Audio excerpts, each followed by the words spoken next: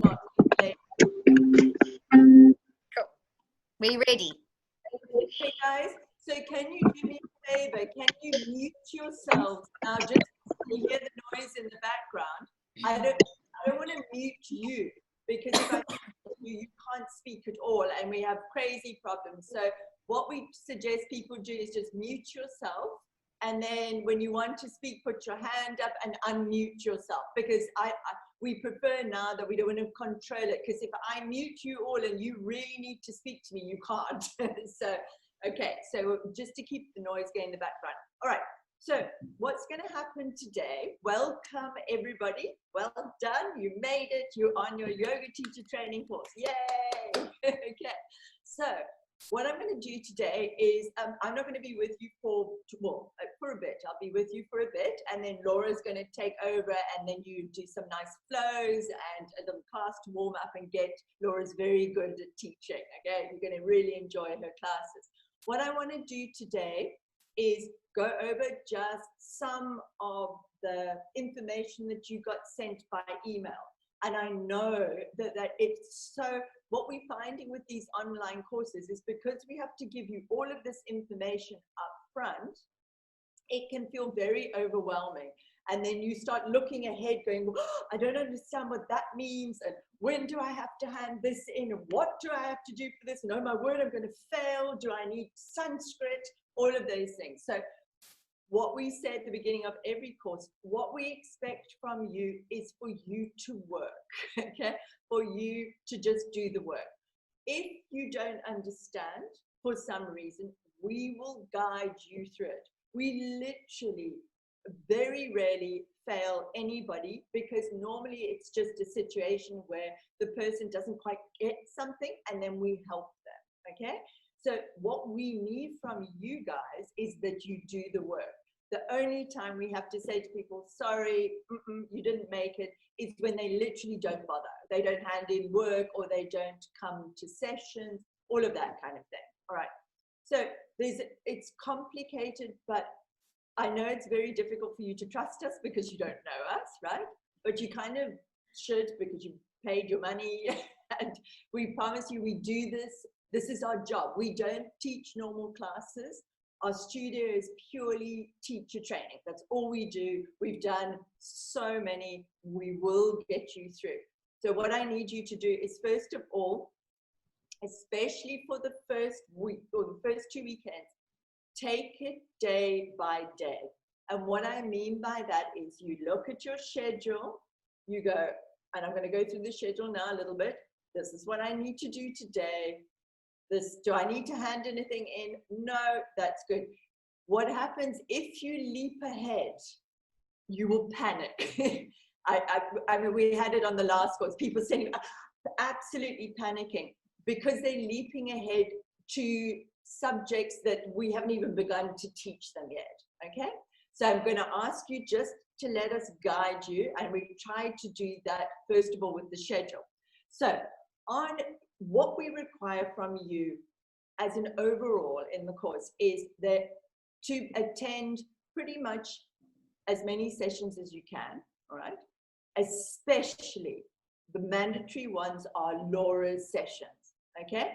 Other sessions you can catch up quite easily, all right? But Laura's sessions, particularly where it says, and she will warn you about this up front, where it says pose review, okay? That's not an exam. So what Laura's going to do is she's going to teach you some classes. She's going to work through the manual, which you all have. She's going to work through a load of poses with you and get you to a place where you can demonstrate effectively as a teacher for your body.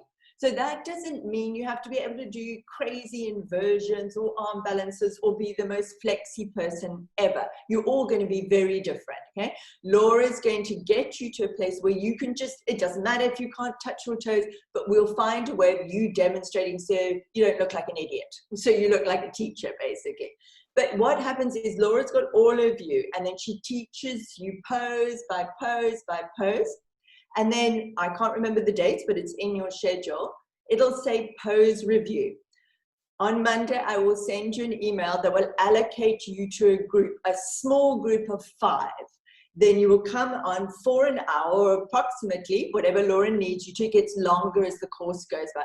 And Laura goes over the poses that she's taught you already, but on a much more individual basis. So she can look and she can help and she can guide you. Those are the most important sessions. Okay, because it's very difficult for us to catch those up. You can't go and watch a recording because this is when Laura's looking at you going, this is what you need to do.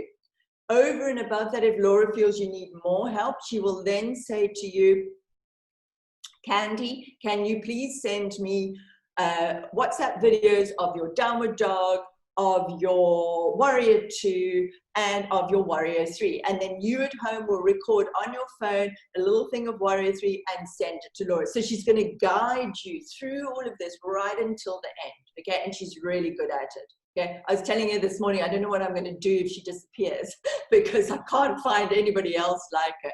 She will guide. So these are really important things because pose demonstration is one of your big course criteria, okay? We need you at the end, we need to give you a teacher certificate that says, Wilma, you are a teacher and you can go out there, stand up in front of a class and go, right, everybody, here's warrior 2, okay? So that's an important part. The other sessions are all catchable, uppable, but we would prefer you live because you can ask questions live, right? Because you're going to need to ask questions.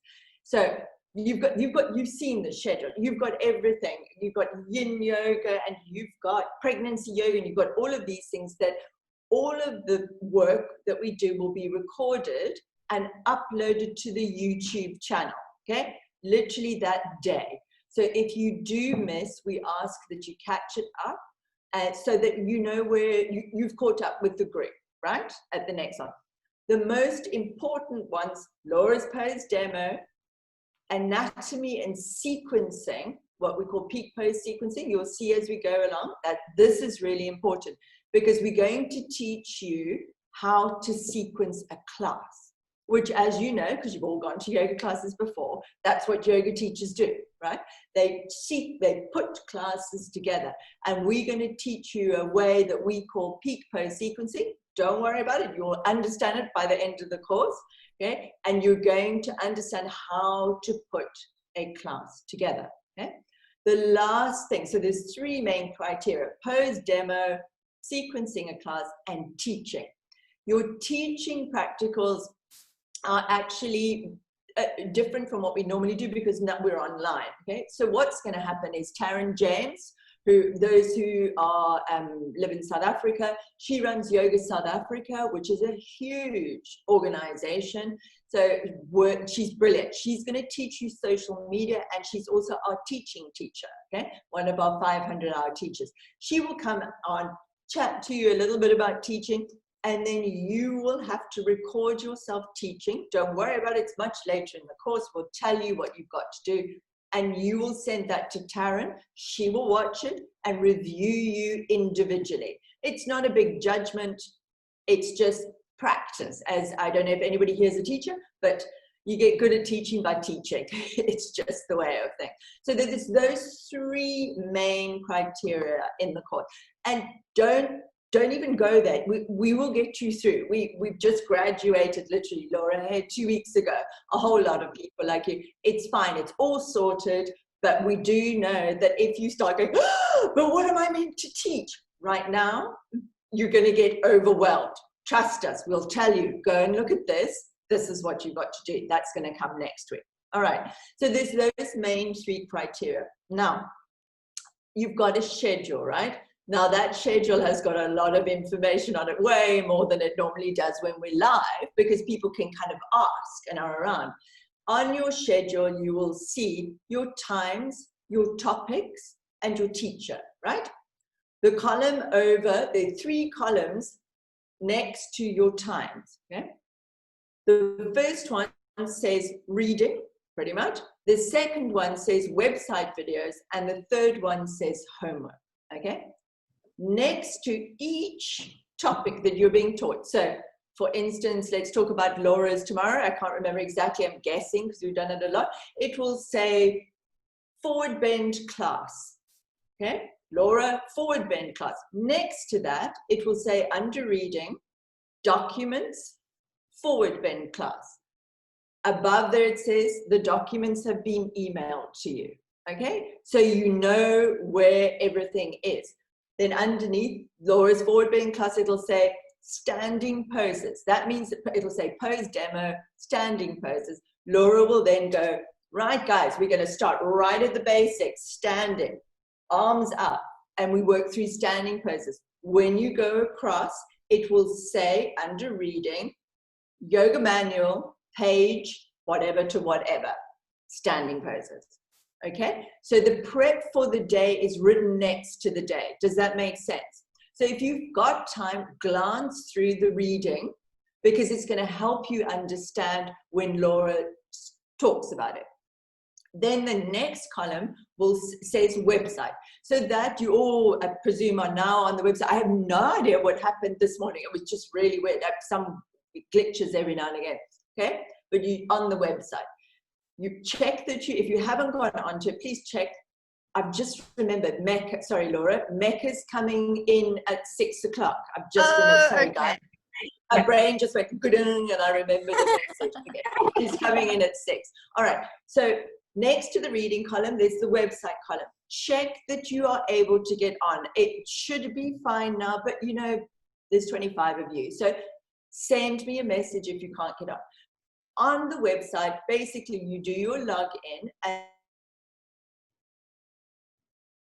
there's online yoga courses and online anatomy yoga courses. You just go to online yoga courses. The online anatomy yoga courses are for the advanced 500 hours. You don't want to go there, you'll be very scared and you'll run away. I think there's a couple of biokineticists who won't be scared on there. I can't remember who's who, but basically online yoga courses. In that column, it will say peak pose sequencing. You will click on that, forward bend class, and you can watch it if you wish. Okay? There for you to go back to. So it's literally there. So there's all these different sources. The documents have been emailed to you. There's one email with 4 documents. It's broken down, emailed to you. The manual you guys got and you downloaded, or whichever method that you are choosing to do, that's the reading. Okay? The website videos, you would just be told, each one, watch this. And what it means is you have to look ahead a little bit. Because you're part-time, you're going to have to, after this weekend, you're going to have to look forward to next weekend and go, actually by Sunday or Saturday, whatever, I'm meant to have watched what is strength in yoga, what is stretching in yoga. So you're going to have to watch it before the day, okay? That's the main thing. So you need to slot that into your week. Then the last column says homework. And you've got only one homework for quite some time, actually. And that it'll say when it is due, okay? The first homework you've got due, and I think it's for next week, is called anatomy work. It says there, anatomy work to be emailed to Catherine on whatever date next weekend is. When you scroll back to the reading bit, it'll tell you where that anatomy work document is, and it was emailed to you. Does that make sense? So what I need you guys to do, and we've watched this with our last 200 hours and our 300 hours, is I need you guys to read. And what we realize is that people just don't read stuff. They'll go, but I don't know where it is. And you'll go, it's there, it's written in the manual. So read, and it's there. If you have a problem, send me a personal message, send Laura a personal message, okay? So why I'm asking more for personal message is what happens on the group if something goes wrong. Say there's a Zoom session and for some reason you guys can't get in. And then what happens is one person will say, can't get in, says the host is in another meeting or whatever glitch. The host, myself, Laura, whoever, will go immediately, okay, stop the Zoom and say on the group, I am resending a link now. Give me 5 minutes, okay? Because it takes time, right? So they put that on there, then they will post a link. But what ends up happening is 25 people then tell us that they can't get on, all right? And then some have got on. So there's 40 messages between the person who's posted the Zoom link, and then people are going, but I can't see the Zoom link, where is it? So I'm trying to get people to keep it to as limited as possible. If a teacher says, I'm sending you something in 5 minutes, give them 5 minutes. If it goes to 10 minutes, say something, or send the teacher a personal message, because then it's easier to manage for you guys. We've got the information, we're fine. You know, it's for you guys to be able to find it on the group chat, because I promise you by the end of this course there's going to be 2,000 messages there. It's just the nature of things. So chat amongst yourselves, it's fine, but if there's a glitch or a problem, try to first post on the group. If somebody's posted already, send me or whomever a personal message. Does that make sense? You'll see how it goes along. You know, and then people can't find the message that was 40 messages ago, because you just don't scroll back that much. Okay, what else do I need to talk to you about? Course criteria, mandatory homework. No. I think that is pretty much it. Laura's going to talk to you about data and Zoom, and this is more for the South Africans because of our brilliant load shedding at the moment. For those of you who don't know, we've got, in South Africa, we had lockdown levels, lockdown 5, lockdown 4, lockdown 3. It's like a countdown to a rocket going up. It comes from the fact that our power supplier also has lockdown power levels. So at the moment we're under, well, I don't know, today I don't think we've got, but sometimes we get lockdown stage 2 power levels, and then we have to manipulate. But Laura's going to chat to you about that. I just want to know, does anybody have any questions about anything that I just said? No? Oh, wow, excellent, good, okay. And on that, your schedule is your go-to. If you're not sure what's happening, look on your schedule. Everything is on there, and you'll find everything there. So those in South Africa dealing with load shedding, I know it's a little bit anxious when you need to be in a station and you can't connect because your power is going to be off. Most of the sessions, of course, as you know now, will be uploaded to YouTube, so you can catch up there if they're not essential. But what you can try is you can log on to Zoom using your cell phone data. So these sessions are actually only use a small amount of data. Catherine, you looked at it the other day, under a gig. It's under a gig normally, and it's about, it depends on your provider, but it's about, sorry guys who are not South African, it's about 40 to 60%, but like 50 Rand max kind of thing, if you're absolutely desperate. But Laura actually had to go up to Nizen, we live in Cape Town, and Laura actually ran 200 and 300 out from her phone. But you can Bluetooth, you explain, Laura, what you did, because she... Yeah, so if you have mobile data, maybe just get extra if you need to. And then you can create a hotspot with your phone. Are you guys familiar with that? So if you go into your settings in your cell phone, under your connections and things like that, you will actually find mobile hotspots.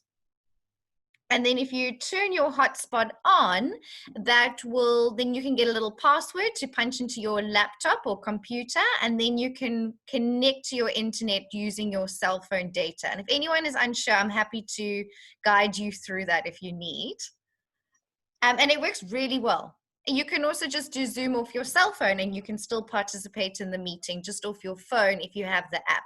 So there are quite a few means around it as we work through our lockdown and load shedding. Yeah. If you're not sure, just message me. I'll happily help you go through how to do that. Okay, and they really, trust us, there's no shame in not understanding Zoom so well, because we were like, oh, and our whole life is spent on it now. And for those that don't know, with Zoom, there is, I don't know if you can see at the bottom of your screen, there's a participants box and a chat box. So you can also put messages into the chat. I'm warning you, I am terrible at looking at the chat. I never look at the chat. I just talk or whatever. Laura sometimes is quite good about it, but you can type messages in, you can chat to each other, etc. on the chat. Okay, so please, are you recording? Oh, you are recording. No, I'm used to me being recording and anything else? Oh, Nicole. Laura, just a quick one on load shedding. If we happen to disconnect and we reconnect, is there somebody that is looking at who's trying to get back into the Zoom then? Good question, Nicole. So what I'm going to do is I won't have a waiting room on for our sessions. We actually won't have that. So if you pop off and pop back on, you'll just gain access straight away. So we'll be taking off the waiting room. So it shouldn't be a problem. If we're like babbling or in a yoga pose upside down, you'll be able to connect with us again. Thank you.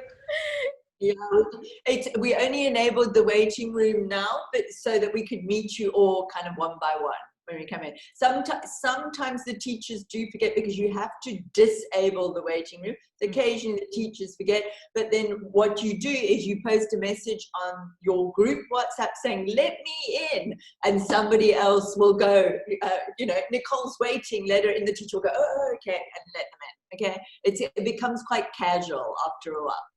Okay, but don't feel like you have to go, oh, and wait, put it on the group, let me in, and they will. Yep. Sometimes it takes a little bit longer. If Laura's in a headstand, it might take her a minute or two, but it's fine. Okay. Any other questions? Anyone? No? All good. So, you've got us, we're on the group, all of your teachers pretty much, I think, are on your group. You'll meet them as you go through. And then we all are there for you. You come, you ask, it's all good, okay? We're accessible. We're there to help you. If you're worried about stuff, please say. If you don't understand stuff, please just say to us, because that's our job, okay? We're there to help you to understand. Okay. All right, Laura, so I'm going to pop off. Perfect. There's a lot of hopping on and popping on. Whatever. Okay. So guys, enjoy, and I will only see you next week. I think I might watch I'll watch the recordings of you, but yeah, I'll see you guys next week. Enjoy Laura's classes. Bye. Bye, Catherine. Oh, by the way, my screen is pink, so just, I don't know why. There's nothing I can do about it. Okay. Bye. Okay, everyone. So today this evening, we're going to be starting off with a class. So we're going to go through we're actually going to do the forward bend class this evening. So we're going to flow through a gentle yoga practice. I'm going to give you a few minutes to set up. I'm not sure if your mats are in place or anything like that. So maybe we'll just have a quick loo break, and then maybe we can make a sharp start at 6 o'clock. I'm going to start so you can pop back on. If you want to just go to the loo, set up your mat. I don't mind if your video is off during the class, just because I'm going to be doing it with you, so I won't actually be able to see you. And this is why we'll be meeting in smaller groups as we go along, so that you are all bigger on the screen, so I can see you more and give you more individual feedback and corrections and as we go along. So if you want to set up your mat, if you have a yoga strap handy, you can use a yoga strap. You don't need it. If you don't have one, don't worry about it. And we're going to go slowly, gently, and just ease into the course with a lovely forward bend class. Okay, so will you be ready on your mats by 6? Don't log off or anything. You can just turn your video off or mute, whatever if you want. I'm going to leave the Zoom session open. If your internet dies, you can just pop back on because I've disabled the waiting room. And I will see you all to start sharp at 6. Okay, see you in a bit.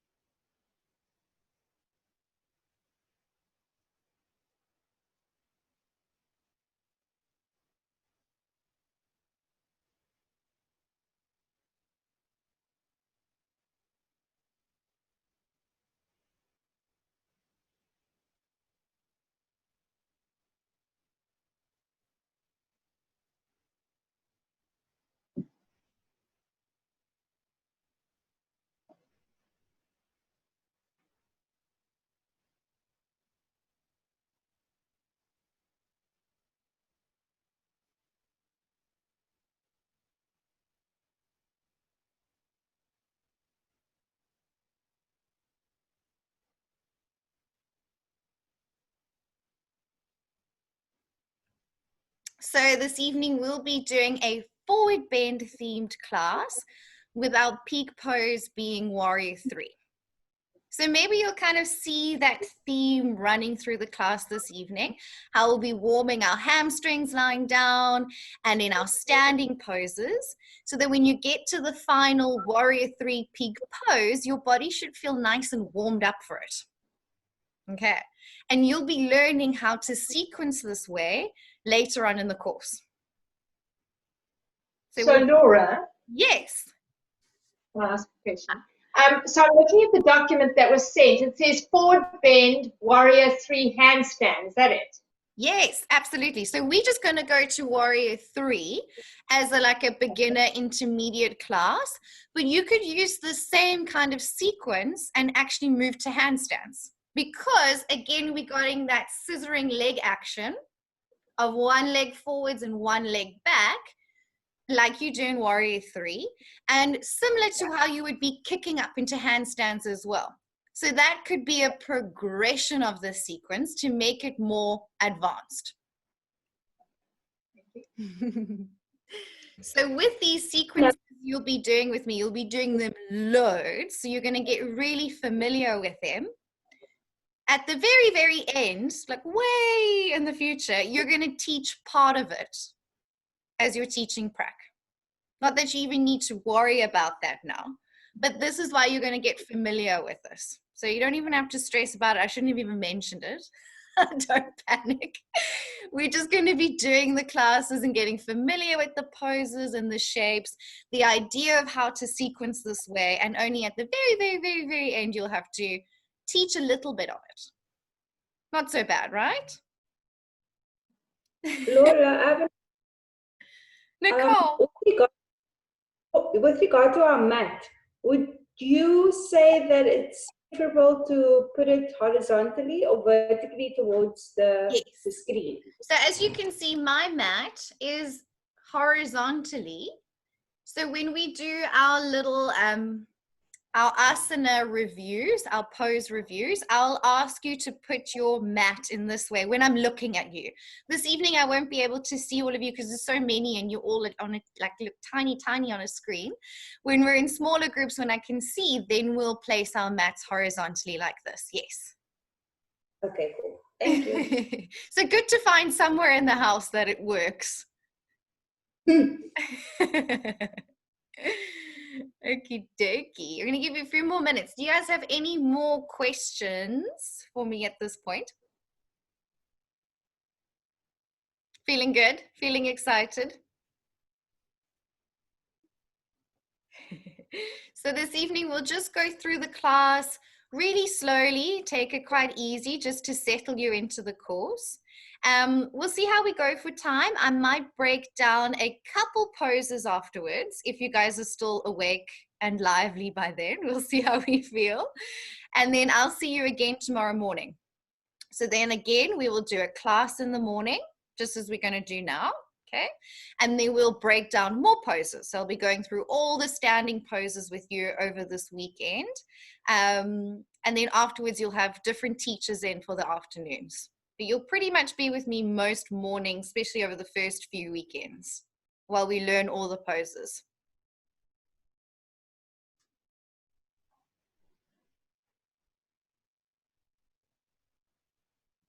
Alrighty, so if you want to get on your mats in the meantime, and maybe you just want to ground and center and take a few breaths and settle in. If you want to lie on your back or in child's pose, wherever feels good, just kind of take this moment just to settle in. And we'll start in a few moments once everyone's back on.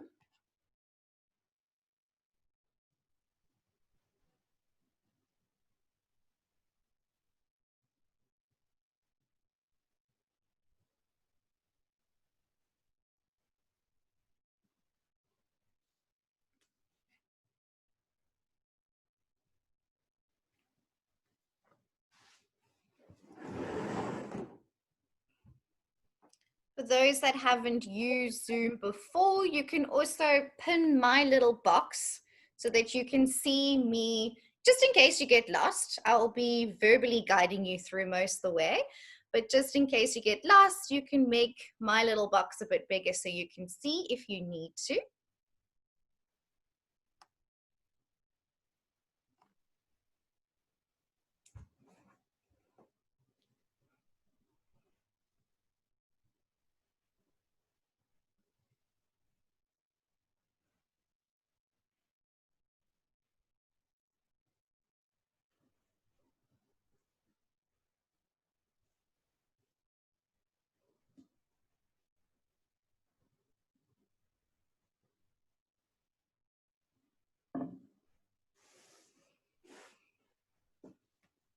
So maybe you just want to come to your mat and connect with your breath.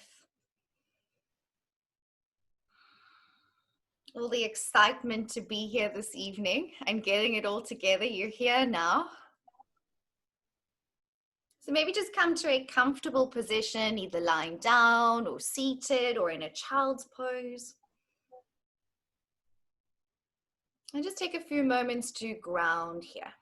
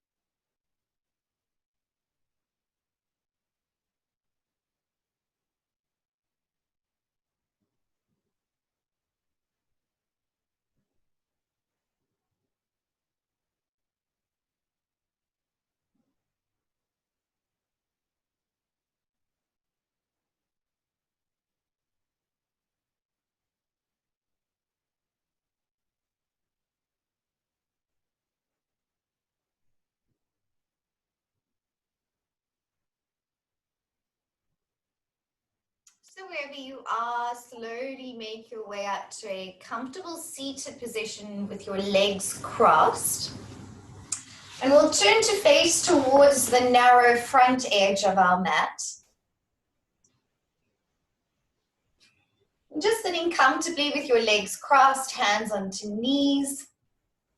Take a moment to lengthen tall through your spine.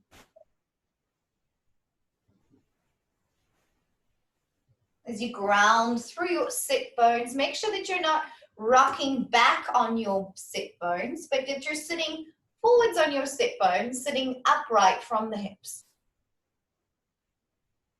Become aware of your shoulders. Allow your shoulders just to relax gently down. Think about bringing your shoulder blades gently together and down. So your chest is softly lifting towards the ceiling. If this feels uncomfortable in any way, sitting on a cushion or a block to lift your hips up a little bit higher makes sitting in these positions a lot more comfortable. So So if you feel uncomfortable, take a little bit of support underneath your hips. And then close your eyes. And turn your awareness to your breath.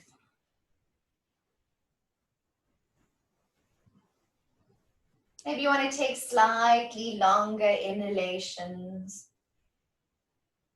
and slightly longer exhalations.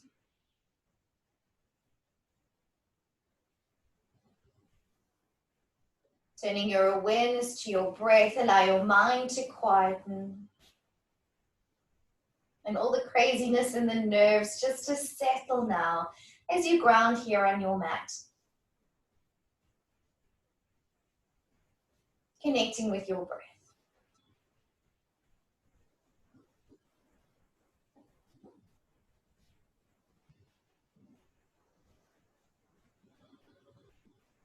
And in this moment, before we start our exciting journey here together, maybe you wish to set an intention, the beginning of your course, beginning of this journey.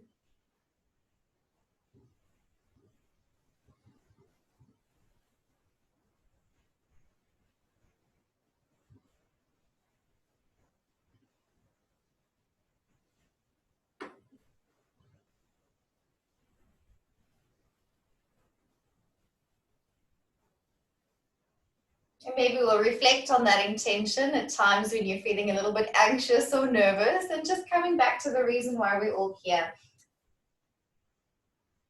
And gently allowing your eyes to open.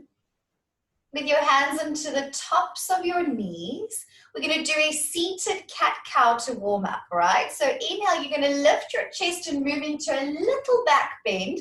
Feel like you're pulling on your knees to lift your chest and broaden across your collarbones. And then as you exhale, you're going to round your spine, curl back off your sit bones, almost as if you're hanging off your knees, to feel a little stretch behind your shoulder blades and through your back. Let's move through that now. Inhale brings you forwards to lift your chest, little arch in the back, squeezing your elbows back. And as you exhale, round backwards, curl back off your sit bones, round between the shoulder blades. Moving with our breath as we inhale, draw forwards, lift the chest, little back bend. Exhale curls you back to round the spine and open up through your back. Inhale to come forwards, lift the chest, broadening across your collarbones. Exhale curls you back. Just feeling into your body. Continue to flow with your rhythm of breath. Inhale forwards to arch. And exhale back to round. And just keep flowing with your rhythm of breath as you feel into your body. And just use this time to check in, notice how you're feeling today. Maybe you're feeling a little bit tired and you're going to take it easy. Maybe you're feeling strong and ready to go for it. And just listening to your body and being mindful throughout our practice this evening. One more round.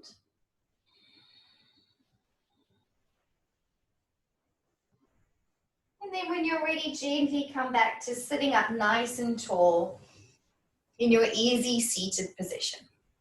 Lovely. Uncross your legs and bring your feet forward so that your soles of feet are grounded hip distance in front of you. Take hold of the back of your right leg and lift your right knee towards your chest. Okay, we're going to bend and stretch that right leg as we slowly start to warm up and stretch into our hamstrings. All right, hamstrings are those muscles running. Now that you're feeling that stretch behind your thigh, you're going to feel a little stretch behind the knee as well. So we're just warming up those muscles because we're doing a forward bend focus class this evening. We're going to be stretching hamstrings a lot. So we're easing them in. Good. And then keep the bend at the knee. You're going to slowly curl back onto your back now. Keep holding the back of the right leg. As slowly as you can, curl down onto your back. Good. And then once you're down, hug your right knee into your chest. Good. Just give it a nice hug. Keep your shoulders relaxed, your neck relaxed. Just settle in, and your left leg has now become straight on the mat. Now you're still holding the back of your right thigh. Continue to bend and stretch your right knee. Feeling that stretch through the back of the leg, easing into those hamstring muscles. Allow your breath to continue to flow nice and steady. No tension in your neck, no tension in your shoulders. Keep it soft.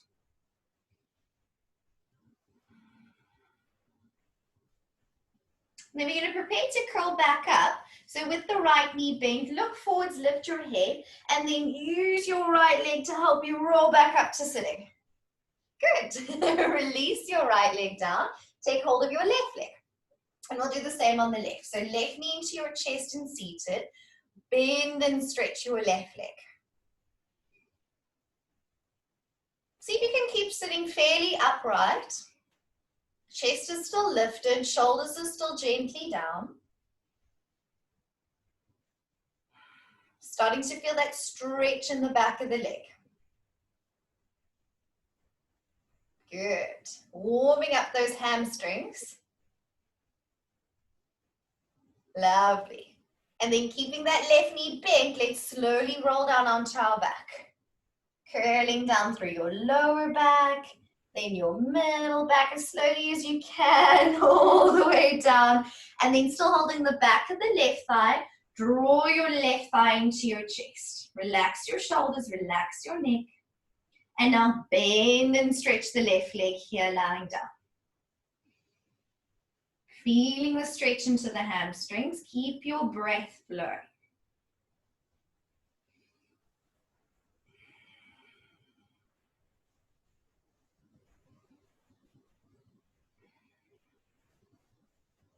Good. And for one more big stretch.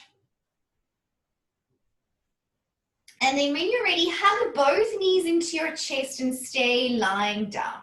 Hug your knees into your chest, wrap your hands around your shins. And if it feels good, you can do a little rock from side to side as we just slowly easing into our practice this evening.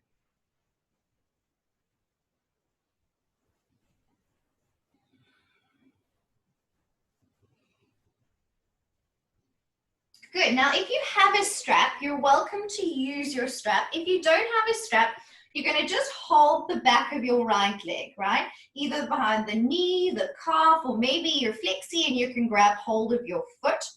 Otherwise, if you have a yoga strap, you can place it around the ball of your right foot and then come into a hamstring stretch, holding your strap or holding your leg lying down. Wherever you are, make sure your shoulders are still on the mat, that you're not yanking your arms out the socket to try and hold your toes. Keep your neck and shoulders relaxed. We're just easing it. Left leg is straight along the floor. Feeling that big stretch now through into those right hamstrings. Let's take 2 more long, deep breaths here. And what can also feel really nice as we ease in is pointing and flexing your ankle joint here. So right foot can point up to the ceiling and then toes can flex back towards you. And just notice if that feels quite good today as you just ease into that stretch.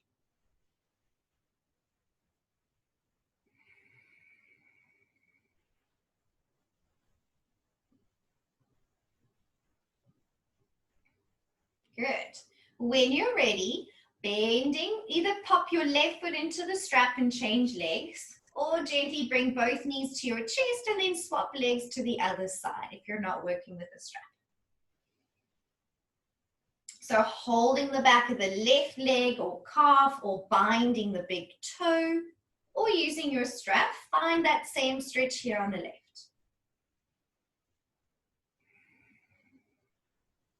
You can point and flex the ankle joint just to help ease into that stretch.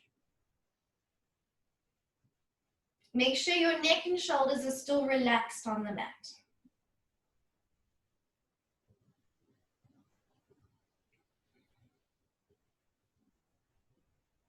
Notice the shape of our legs that we're doing here. One leg is coming towards us, your left leg, and your right leg is stretching away from you, right? Which is exactly the same as your legs would be doing in Warrior 3, which is our peak pose we're working towards this evening.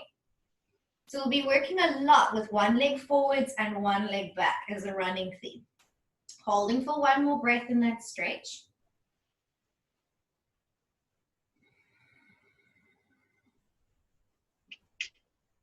Good. And then release your strap, if you're working with one, and extend both legs straight down along the floor. Now, without holding on, bring your right leg straight up towards the ceiling. So now we're using active flexibility. We're not holding on. Flex your right foot. Push your heel up towards the ceiling and see how much you can straighten your right leg. If it's a little bit bent, that's all good. If it straightens, press through the heel. Now, actively go on drawing your right leg towards you. So you can feel the muscles in the front of your leg now. Your thighs are working to draw that leg in. Hold in that.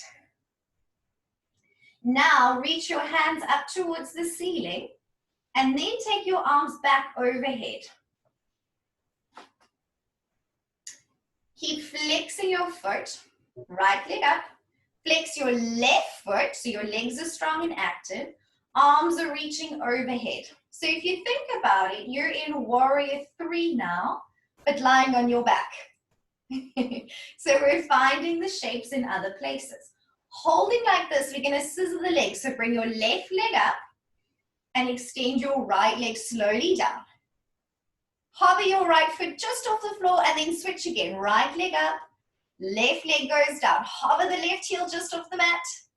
One more time, bring the left leg up, right leg down. This time, place your right foot on the floor and release your arms down for a moment. All right, so now we've got our left leg up, right leg straight down. For a moment, let's feel that active flexibility.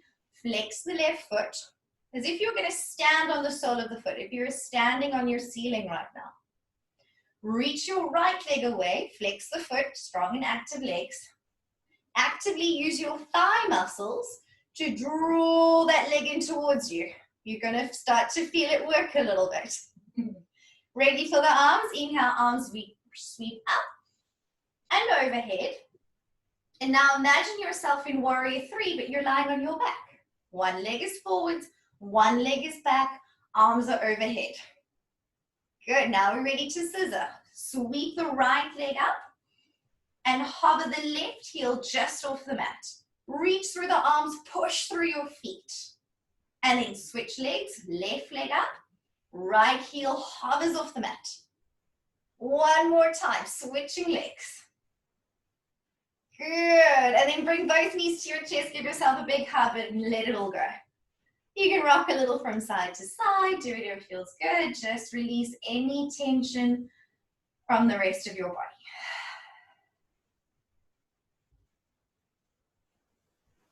All right, so we could feel some shapes that we're working towards in our Warrior 3 already there. Now we're going to move to a few more muscle activations that will help us do Warrior 3 towards the end of this class.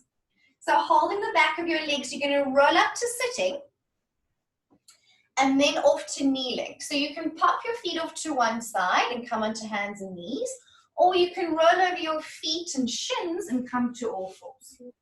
All right, so just taking a moment here on your hands and knees. First of all, have a look at your hands. You want to make sure that your fingers are spreading nice and wide, right? And make sure that your hands aren't turning in.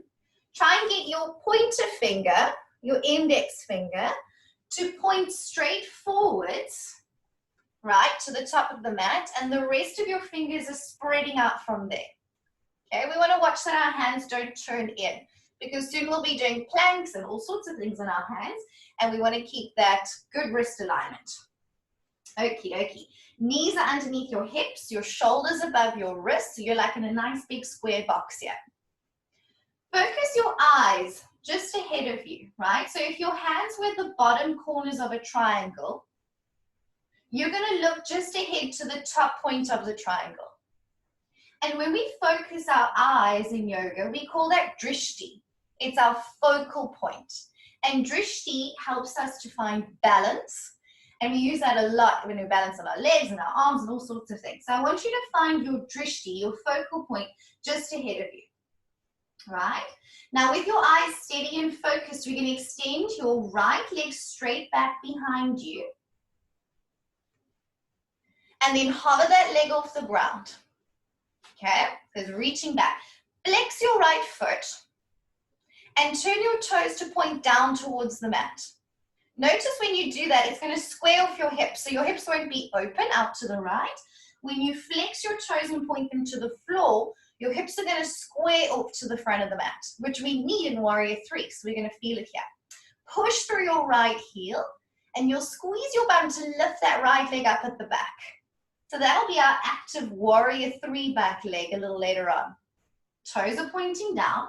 Now with your eyes focused on your drishti, extend your left arm forwards. So opposite arms to legs, left hand is reached out, right leg is still back. Now you're using your eyes to focus and find your balance here. Take a breath in, and on your exhale, crunch your elbow and knee together. Round your spine as you crunch in, and then as you inhale, reach your fingers away and push through your right back heel. Let's do that 2 more times. Exhale, elbow to knee connects, round the spine. Inhale, kick out and reach. Lift that right leg, but keep your toes pointing down to the mat so the hips haven't opened. 1 more time. Knee and elbow crunch together. Inhale, reach out, focus your eyes, your drishti, find your balance. Take a breath into hold. Now release your left hand back down. Keep your right leg up. 1 more squeeze to feel that back leg activating. Can you feel how your bum and your hamstring muscles are now working? Good. Take 1 more breath here. Look forwards, find your drishti, and ground back to hands and knees. Good. Now, if your wrists are getting tired, which is quite common, make sure you push into your fingertips a little bit with your bottom hand if you're experiencing any of that. Let's feel that on the other side. Ready? Left leg extends straight back. Flex the foot. Turn your toes down to point towards the mat. Notice how that keeps your hips parallel to the mat, which is what we want for Warrior 3. Squeeze your bum and hamstrings to lift that leg up at the back. Can you feel that connection? Keeping your left leg up, extend your right arm forwards. Have you found your drishti? Focus your eyes. Find the balance. Take a breath in. Exhale, elbow and knee crunch together, and we round through the spine. Inhale as we kick out and reach. Flex the back foot, push through the heel, reach through the fingertips. Exhale, elbow and knee crunch together. And inhale as you reach out. Flex the foot, toes are still pointing down to the mat. Last time. Exhale, elbow and knee crunches. And we kick out and reach. Holding it there. Bring your right hand back to the mat. Keep your left leg up. Squeeze that left leg up a little higher. Flex the toes down. Feel how the hips are parallel to the mat and not opening up to the left. Look forwards, find that drishti, and then come back to kneeling, back onto all fours. Well done. Sit back for a little child's pose. Arms wherever they feel comfortable, hands forwards or arms back. Take a moment just to ground and come back to your breath in a comfortable position. So we can feel now the stretches we've done for Warrior 3. And now at this point we can feel the muscle connections, the strength component of the back leg in Warrior 3, right? So we're breaking it all down.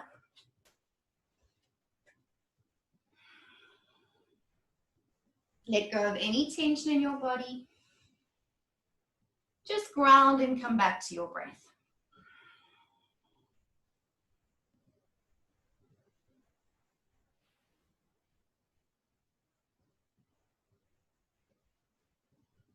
From here, gently come back onto all fours. Hands more towards the top edge of the mat now. We're going to be moving into a plank. But before we go, I want you to look at your hands again. Check that your pointer finger, your index finger, is pointing forward. So it's almost like your hands are turned out ever so slightly, right? Push a little bit into your fingertips. So that's going to help you support your wrists. Keep your shoulders as they are here. Just gently draw your shoulders away from the ears without forcing them down. Now, step 1 foot back and tuck the toe. Keep your arms like this. And then step your other foot back and come into plank. All right, so this is the easiest way to get into a nice straight plank. Push into your fingertips. Look slightly forwards, that same drishti point. And push your thighs away from the mat so your legs are strong and active. Take a breath here. And then slowly push into your hands and start to lift your hips for downward dog. Slowly, slowly. Resist the urge to step your feet in now. All right? So try and keep your hands and feet where they are. Just as they were in plank, we're going to keep that same distance in downward dog. So it might feel a little bit longer. So maybe it's going to feel a little different. If it's the first down dog of the day, feel free to pedal out your feet or rise to the balls of your feet and then stretch your heels down. Whatever feels good.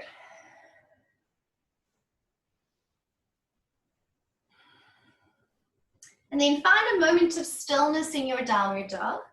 Think of still pushing your hands away from you a little bit. Can you feel that? Push the mat away. Relax your neck fully. And now lift your hips up as high as possible. Point your sit bones straight up to the ceiling.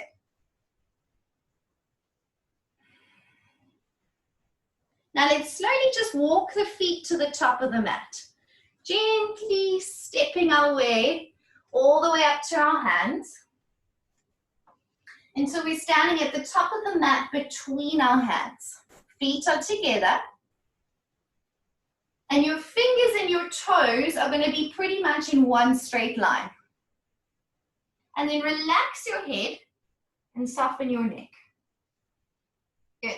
Now at this point, if you need to bend your knees a little bit so that your hands are on the floor, bend your knees and relax your neck so you're not straining your neck at all. Good. Bring your hands into your shins for a halfway lift. So hands come up onto the shins. Now in our halfway lift, look slightly forwards, not too much that your neck is scrunching. Push your chest forwards and really straighten out your back. Almost going to feel like you're in a little bit of a back bend. Press your chest forwards. And then exhale, forward fold, head down, relax your neck, bend the knees if you need to. If your hamstrings feel happy here, you can keep legs straight. Ready to come up to standing. Inhale, reach your arms up in front of you or out to the side, whatever feels good. Rise up to standing, high mountain. In your high mountain, arms are coming pretty much in line with your ears. Straighten your arms and reach up through your fingertips. Really reach. Even if your shoulders lift a little bit up to your ears, that's okay. Reach up. And then relax your arms down to your sides as we come into Tadasana, mountain pose. Take a moment to ground here and standing. So in our Tadasana, we want to bring our feet together, big toes touching. Arms to your sides with your palms turned forwards. The thumbs have turned out. Lift your chest. And that same feeling we felt earlier, broad across your collarbones. A nice lifting in the chest. Close your eyes and just take a moment to ground here and standing. If you like, you can rock gently forwards and back between the balls of your feet, your toes, and then back into your heels. And just find where you feel the center of your feet.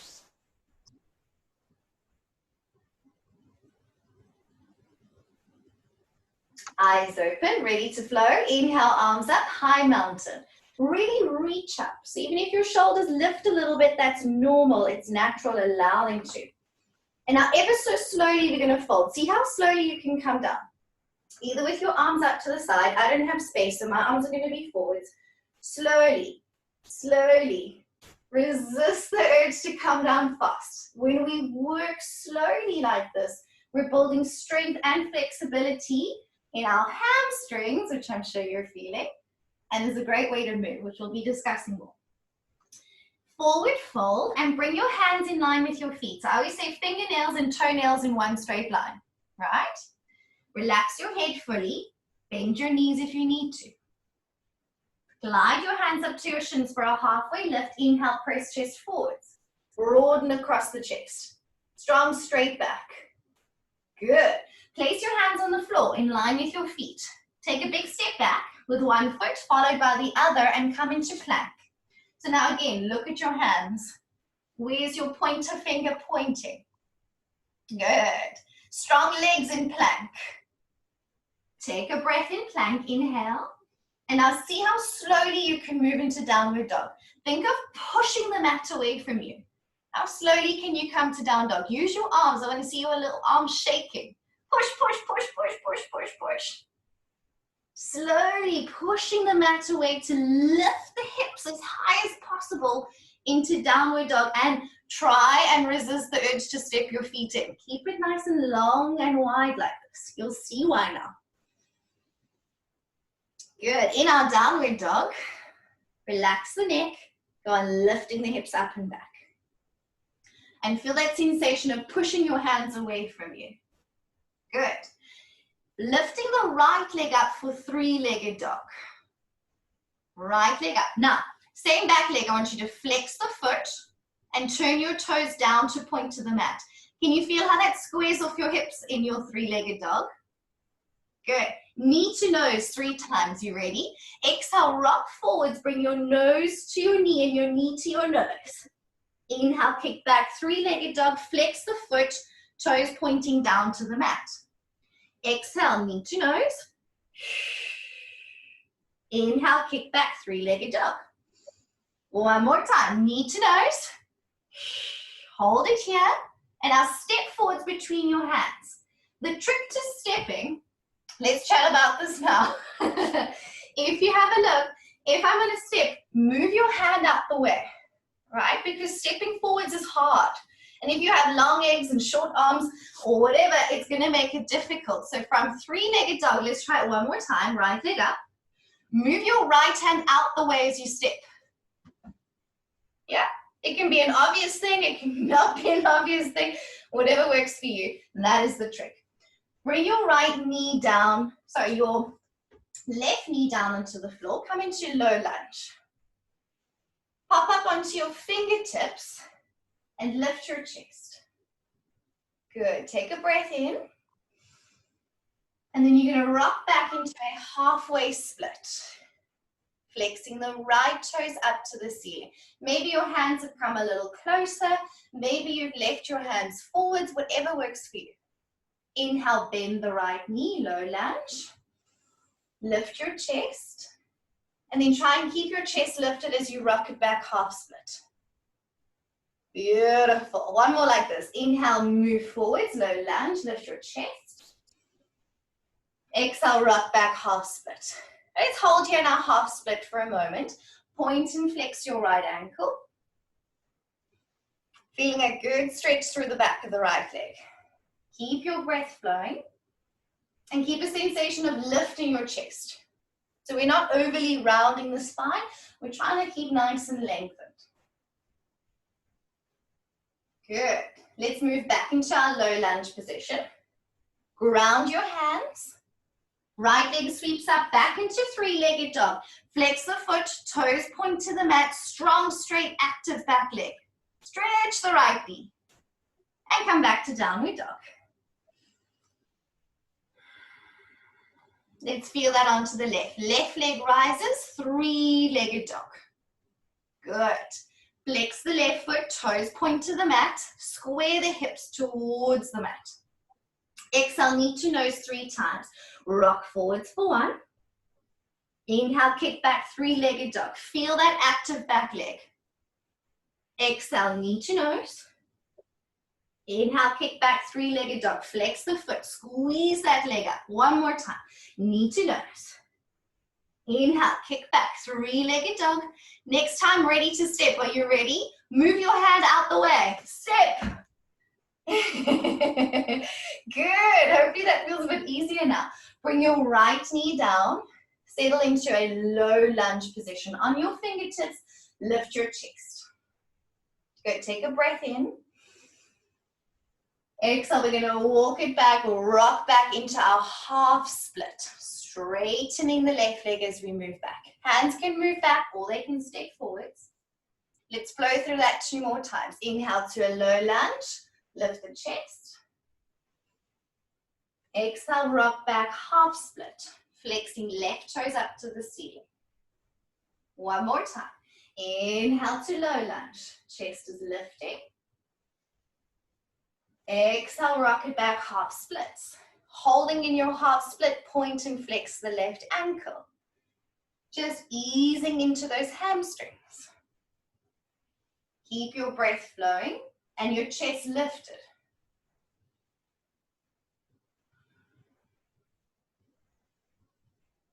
Good. Let's move back into our low lunge position. Ground your hands. Sweep the left leg up, 3-legged dog. Strong, straight, active back leg. Keep pushing your hands away, flexing the left toes pointing to the mat. Release back into downward dog.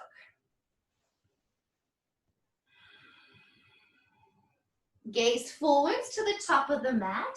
Option to keep walking like we did the first time. Little steps, or step to the top of the mat, or if you're feeling up for it, jump forwards between your hands. Whatever you do, come to standing between your hands. Inhale, halfway lift, press chest forwards. Exhale to forward fold, hands in line with feet. Relax your neck, bend knees if you need to. Inhale, rise up to standing, arms up overhead. Really reach up so you can feel a stretch into the sides of your body. And then relax your arms down to your sides. Close your eyes. Come back to your breath. Come back to center. Take a moment to ground. Listen to your body. Use this time to check in.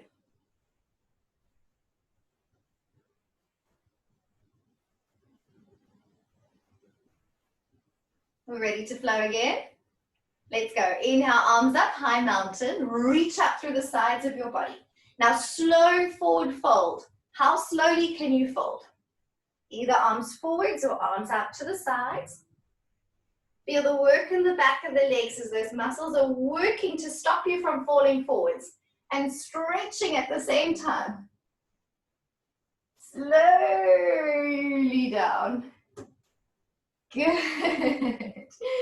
Forward fold, head down, hands in line with feet, neck is relaxed. Hands to shins for a halfway lift. Really press your chest forwards. How much can you lift your chest here? Hands ground to the mat. Take a step back into plank. Look at your hands. Are your fingers spreading? Is your pointer finger pointing forwards? Gaze slightly forwards. Active legs. Taking a breath here in our plank. And then slow, strong push into downward dog. So you might be wondering why we're not going chaturanga, upward dog. Because in our peak pose sequencing, we're refining the movements that we're doing to get into warrior 3. Where upward dog and chaturanga isn't going to be helping you. So this is why we're sticking to a basic sun salutation. So in our downward dog, we flow again to 3-legged dog. Right leg up, 3-legged dog. Flex the toes. Strong, straight, active back leg. Knee to nose 3 times. We'll flow a little quicker this time. Exhale, knee to nose. Inhale, kick back, 3-legged dog. Active back leg. Exhale, knee to nose. Inhale, kick back. One more time. Exhale, knee to nose. Inhale, kick back, three-legged dog. You ready to step forwards? Step forwards, move the hand out the way. Into a lunge position, keeping your back leg straight. Inhale, arms up for high lunge. So as you move into high lunge, check that your right knee is pretty much over your right ankle. So you've got like a 90-degree stack. Back leg is strong and active. Arms up, reach up. Good. Breathe in. And then straighten your right leg. Focus your eyes for balance. You're still on the ball of your back foot, right? How slowly can you fold forwards into pyramid? So you're going to squeeze your thighs together.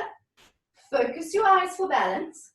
See how slowly you can fold. Quite challenging, I know. And then bring your hands to the mat. Keep going slowly. If you're going slow, keep it going. Yes. Very nice. So now you'll find yourself in a pyramid pose position. Keep it wide. Try not to step in. Good. And then we're going to bend the right knee. And then stretch the right knee back into pyramid. Two more like this. Inhale, bend the right knee. So you're going to lunge. Exhale, push back, pyramid pose. Trying to get the legs straight if the knees a little bit bent. That's all good. One more time. Inhale to bend. Exhale to stretch. And now we're going to hold in our pyramid pose. So we're on our fingertips. Or if it's really tough, you can come up onto the shin to keep the chest a little bit more lifted. Otherwise, hands on the ground. Take one more breath here. See how much you can lengthen your spine forwards. Good. Scissor the hips. Right hip back, left hip forwards. Hips are parallel for today. And then we bend the right knee. Ground through the hands. Kick back, three-legged dog. Right leg up. Strong, straight, active back leg. Keep that foot flexed, toes pointed down. Back into downward facing dog. Ground here in your down dog. Beautiful. Ready to feel that on the left? Inhale, left leg rises. Three-legged dog. Square the hips, flex the foot. Feel that warrior three back leg. Knee to nose 3 times. Let's slow. Exhale, knee to nose. Inhale, kick back, three-legged dog. Exhale, knee to nose. Inhale, kick back, three-legged dog. One more time. Exhale, knee to nose. Inhale, kick back, three-legged dog. Ready to step? Move the left hand out of the way. Step forwards. Lovely. Check that your left knee is stacked over your left ankle. Back leg is straight. And then come up for high lunge. Keep a nice deep lunge in those legs.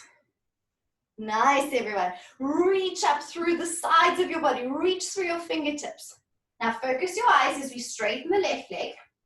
Scissor the hips, so squeeze those thighs together. Are you ready to slowly forward fold? See how slowly you can come down. Push your left big toe down. Squeeze your thighs together. Focus your eyes for the balance. Slow fold into pyramid pose.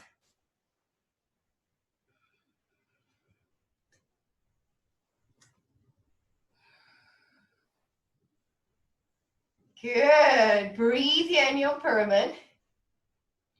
Bend the left knee, inhale.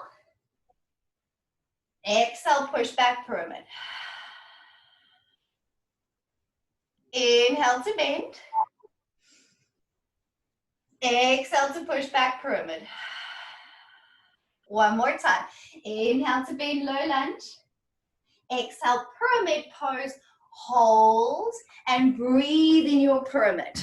Take a few breaths here. Go on lengthening through your spine. Lovely. Feeling that big stretch into those hamstrings. Inhale to bend back to low lunge, ground through the hand sweep, left leg up, three-legged dog.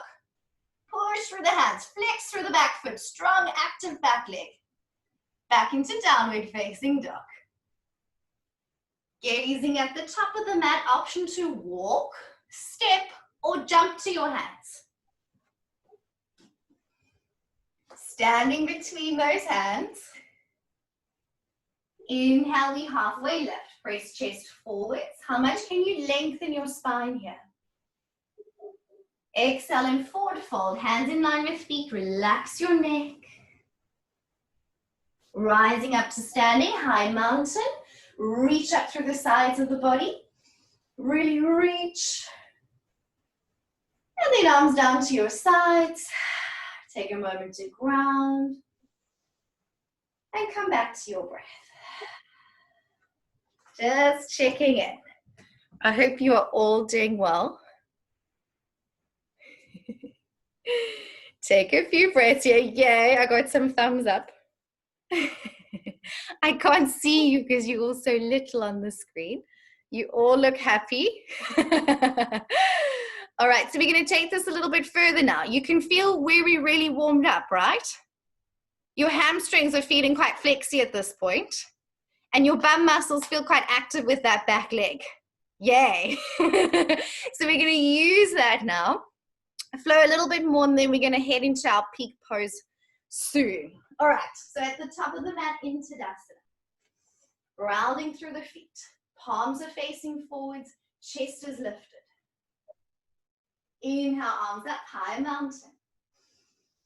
And how slowly can you forward fold? Slow and controlled, building strength in those hamstrings, as well as working them to get nice and flexy. Feel the difference now, while we've done this the third time. Hands come back in line with feet, head is down, forward fold. Inhale, we bring the hands to the shins, halfway lift. Press chest forwards. And then ground through the hands, step back plank. We're just holding in plank. We don't need chaturanga and up dog to get into warrior 3 today, so we're leaving it out. And then from your plank, check those hands. Slow, strong push into down dog. Trying not to step the feet in, staying long in our down dog.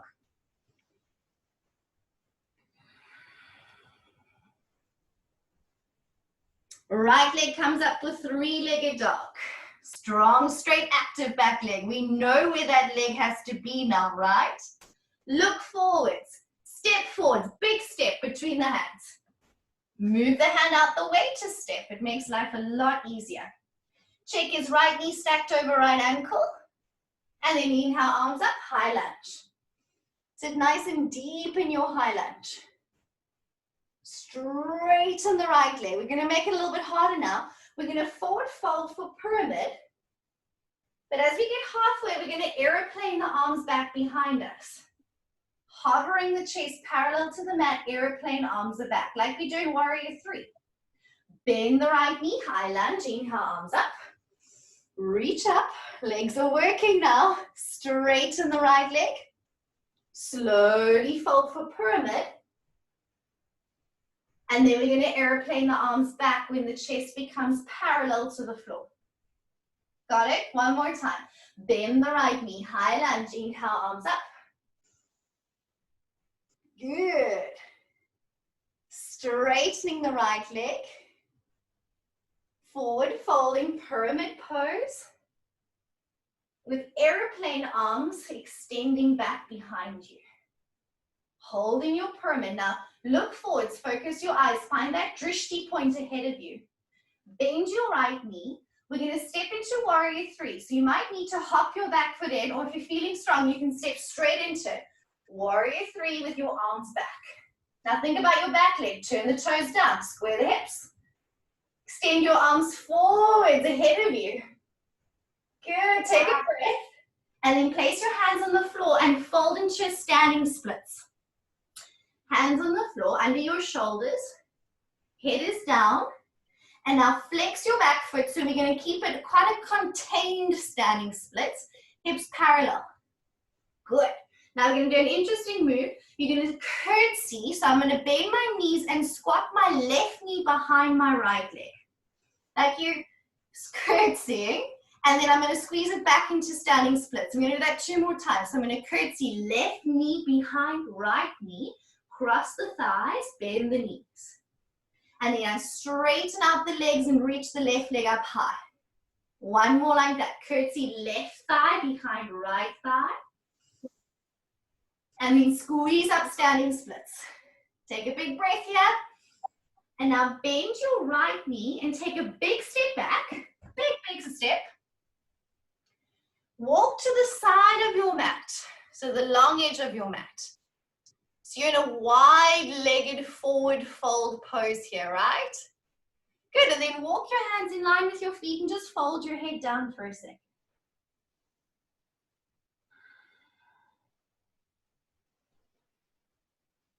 Walk your hands back underneath your shoulders. And now we're going to turn to face the back of the mat. So move away from the front of the mat. We turn into our left leg. So I'm walking my hands over to the left, turning myself into pyramid pose facing the back of the mat. So you've changed direction. Give a little lift in the chest, inhale. And then forward fold your head down, fold into pyramid this time. Just take a nice deep breath here.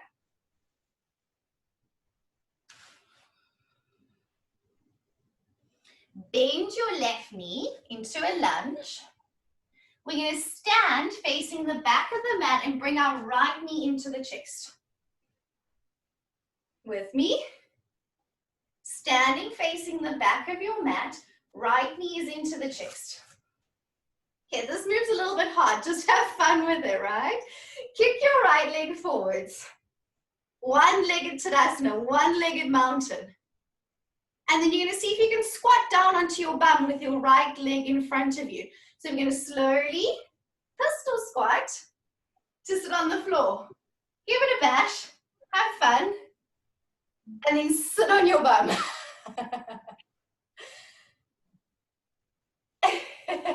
It's quite nasty. Reach your arms up. So my left leg is bent. Right leg is straight. Forward fold to your right foot. And take a breath here.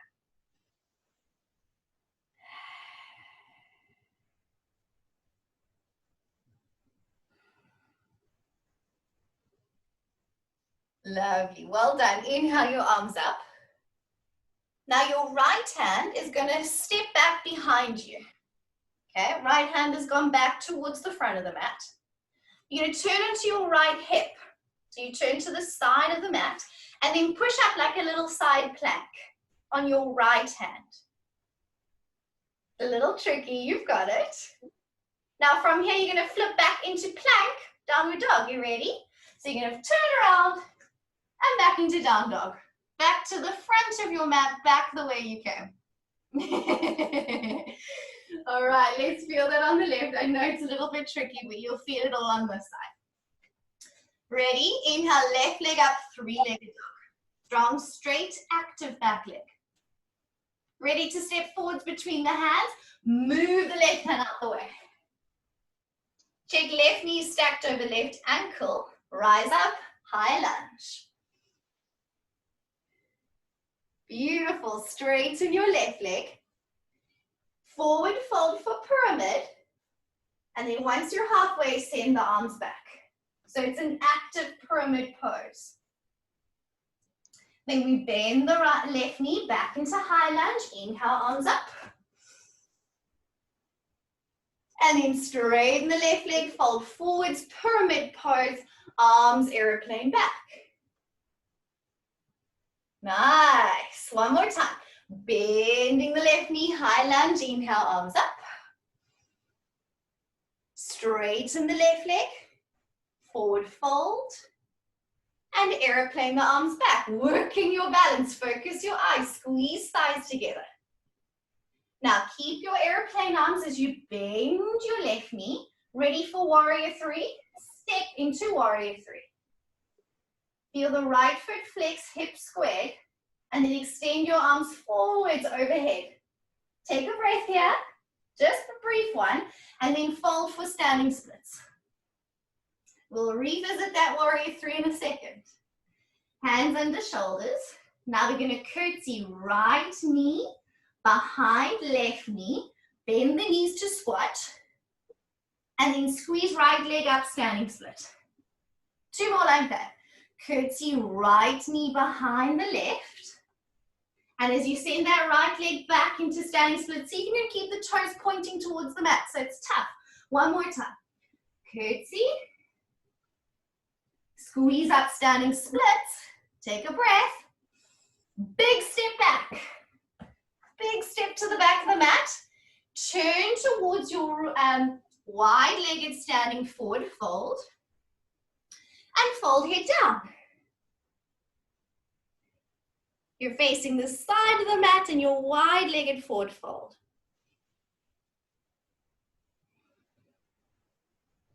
Then we walk the hands back underneath the shoulders and turn towards the back of the mat. Turn towards your right foot. So you're facing backwards and then fold over your right foot in pyramid pose. So we're doing a little bit of a circular flow where we're moving around our mat, just for fun. From here, we're going to come to standing. So bend your right knee. Come up to standing and hug your left knee into your chest. One-legged Tadasana, one-legged mountain. Focus your eyes for balance. Kick your left leg forwards, arms up overhead. Are you ready for that pistol squat? Just have fun. And then squatting down, or come to sitting. Give it a bash, just for fun. And then we forward fold over the left leg. Right leg is bent. Left leg is straight. Folding our hands towards the front foot. Nasty transition. Take one more breath here. Then inhale your arms up. Now your left hand takes a big step back. Left hand behind you. Turn your hips towards the left. And then push up side plank on your left hand and left foot. Lift your hips. And then flip all the way over back into downward dog. And you might just have to walk a little bit back on your mat. Gaze to the top of the mat. Walk slowly, big step or jump forwards between your hands.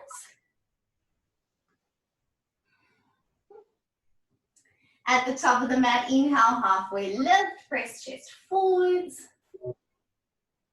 And exhale, forward fold, head down. Notice how warmed up your hamstrings are feeling. Rise up to standing, high mountain. Reach up through the sides of the body, really reach. And then arms down to your sides. Shake it out, let it all go. Well done. So we're going to do a transition now into more warrior three poses. And we're going to explore them in a few different ways. So if your hands are here, it feels different. If your hands are here, it feels different. And with your arms over your head, it's the hardest. So we're going to play with those in a second. Are you ready? So our hamstrings are super warmed up and our back leg knows what it's doing when it's extending back, right? So let's incorporate everything we've felt now throughout the class. Our focal point, our chest being lifted, our hamstring is warmed up to be the bottom leg, and our back leg is warmed up to contract with toes flexed, pointing down towards the floor, hips squared, right? Good. So when I call that out, you're going to know exactly where to feel that. So we're standing at the top of the mat. Feet are together, arms to your sides. Take a moment just to ground and come back to your breath. Nice and steady.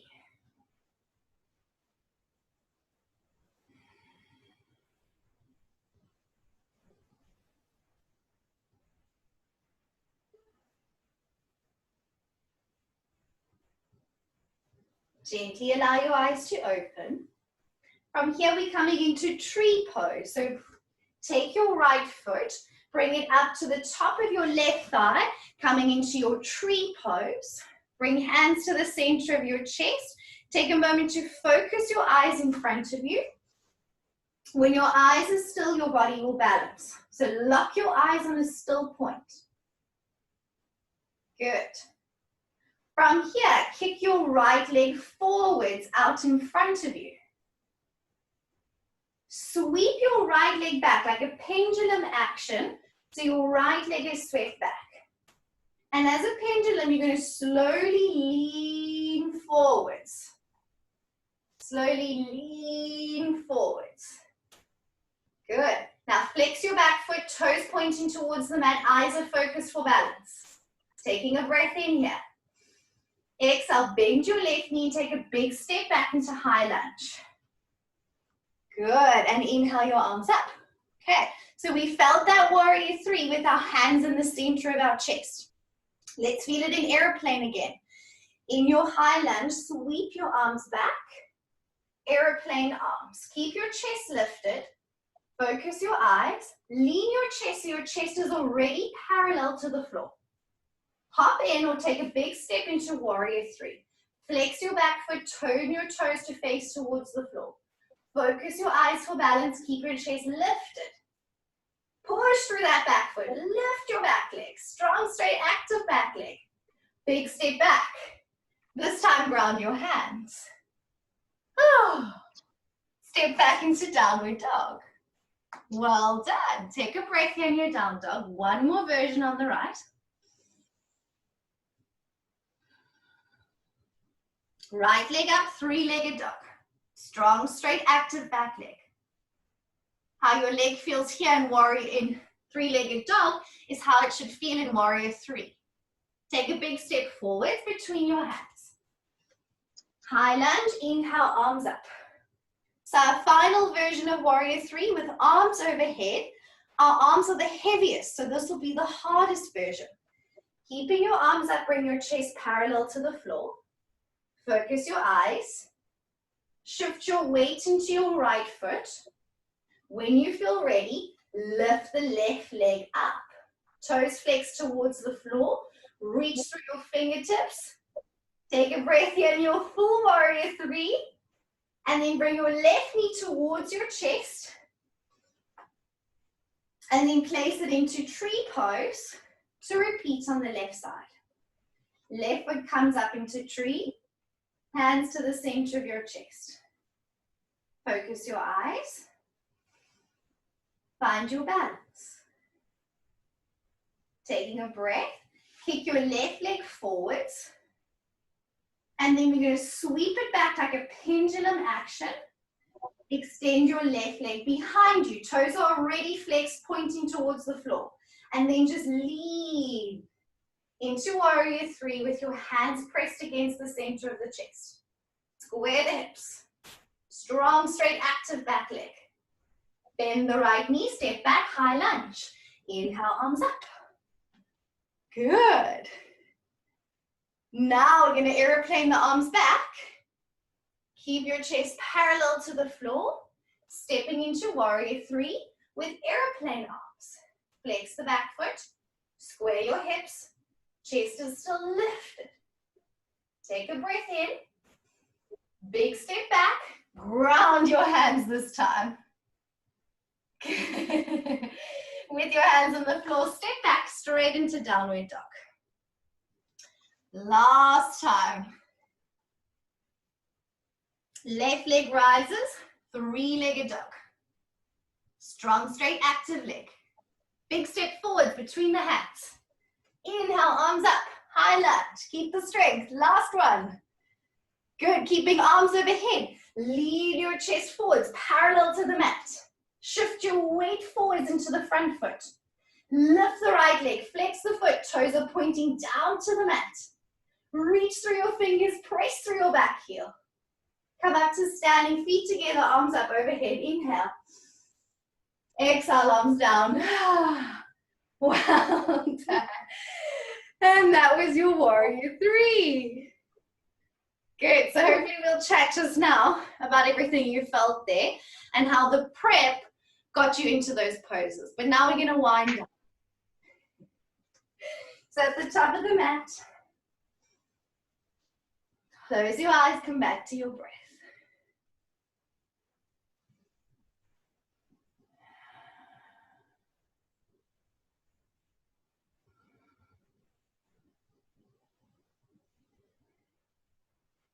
Eyes open. Bend your knees and come into chair pose. Bending the knees, brush fingertips across the mat, and then sit back into your chair pose. From your chair, squat all the way down to the floor. Good. So your heels might pop up. So you come into a Malasana squat with my shoulders on my inner knees, and I'm just going to ground the hands in this little squat. Your heels will pop up to make this accessible, and just round your back and soften.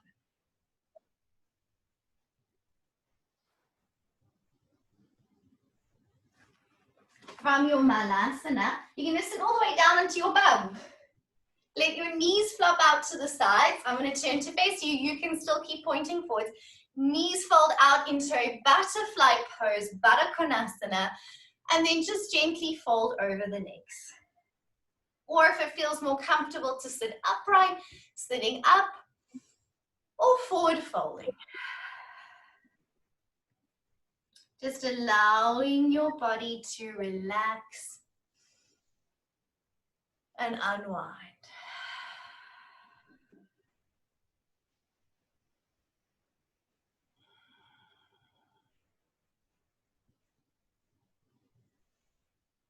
Come back to a nice, steady, even breath. Let your shoulders and arms and legs relax for a few more moments here.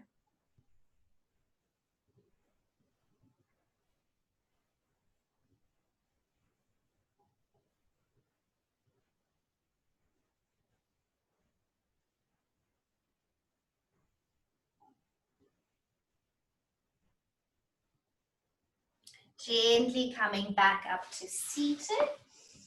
Closing the knees together and then holding the back of the legs like we did in the beginning, and we're going to slowly roll down onto our back. Nice and slow. Good. Keep the knees bent and place your feet the width of the mat, so nice and wide with your knees bent.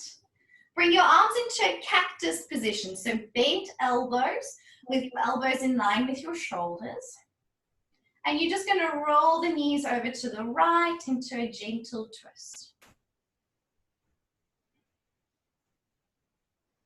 And then you're going to slowly move past the center, bringing the knees through the middle, and then roll your knees over towards the left. And you're going to continue to do that from side to side in your own time. Relaxing the shoulders and arms on the mat. And gently twisting from side to side.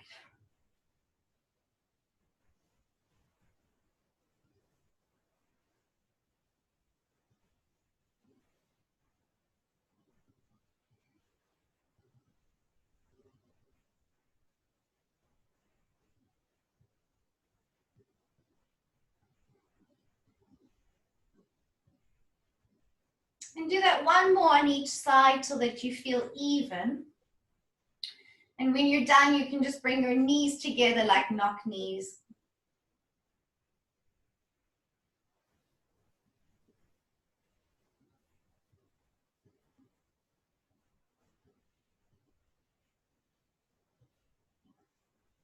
When you're ready, shuffle your feet to hip distance apart. And we're going to press the hips up for bridge pose. So with your arms gently relaxed to your sides, your feet are roughly under your knees. You don't have to force them in really close, just easy. Press your hips up towards the ceiling. Keep your neck and your shoulders relaxed. And then press those hips up nice and high. Last little squeeze through the back of the legs.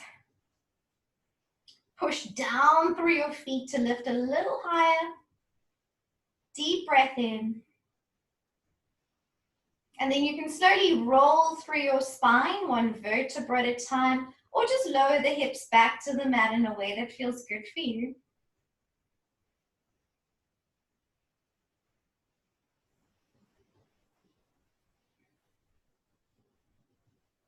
And from here, make sure that you're warm enough. So if you need to put on socks or layers, please do so now.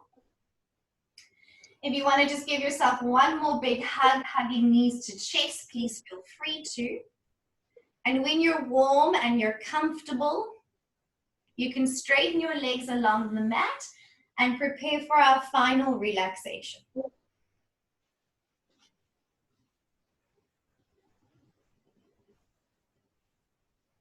So as we move into Shavasana, you'll place your feet comfortably hip distance apart or wider. You can have your hands on your belly or one hand on the chest, or place your arms along your sides with your palms facing up to the ceiling.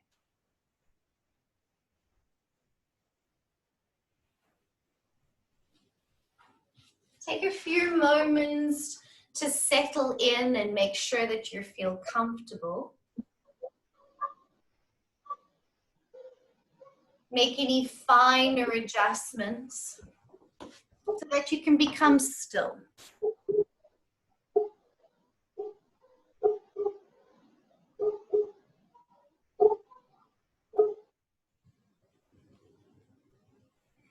Once that you're comfortable, close your eyes.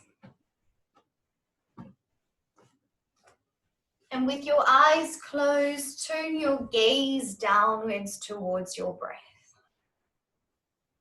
towards the center of your chest.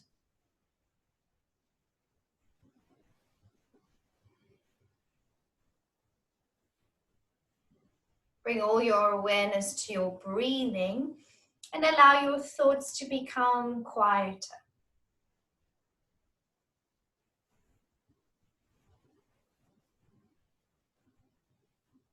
Settling into that place of stillness and calm within.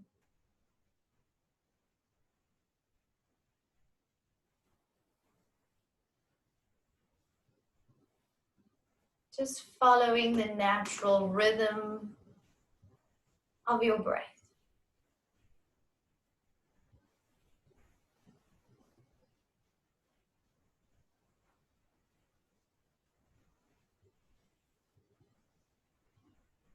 Allow yourself to truly relax and truly let go.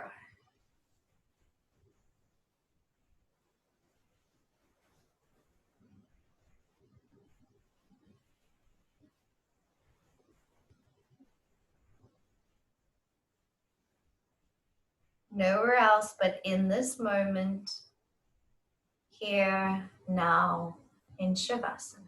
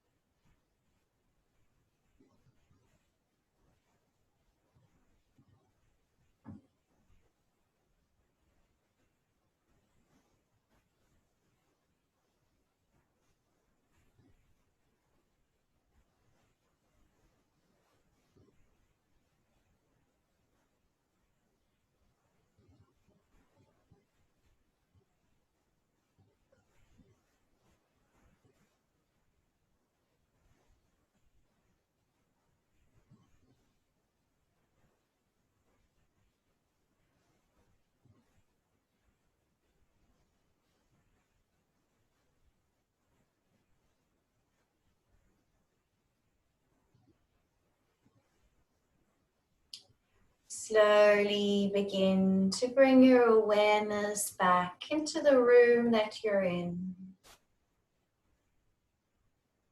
Take a few deeper inhalations. Maybe take a deep breath in and exhale with a sigh.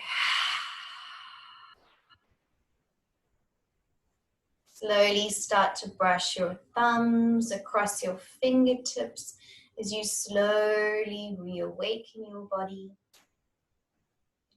Gently start to wriggle your toes. And if it feels good, you can circle your ankles and circle your wrists, or maybe taking a big stretch with your arms overhead.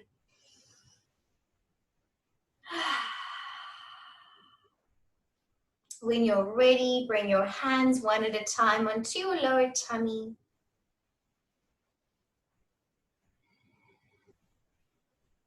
Bend your knees one at a time to ground the soles of your feet on the mat.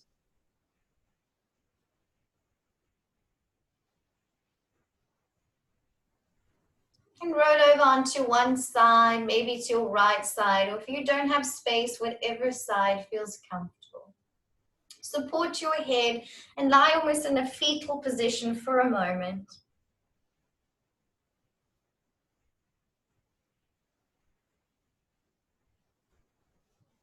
Thank your body and yourself for making this time to be here, making this time for yoga. And then bring yourself up to a comfortable seated position. You can keep your eyes closed.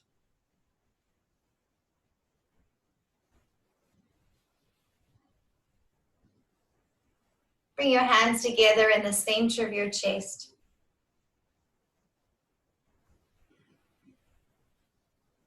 Fully lift your chest and bow your head to your heart.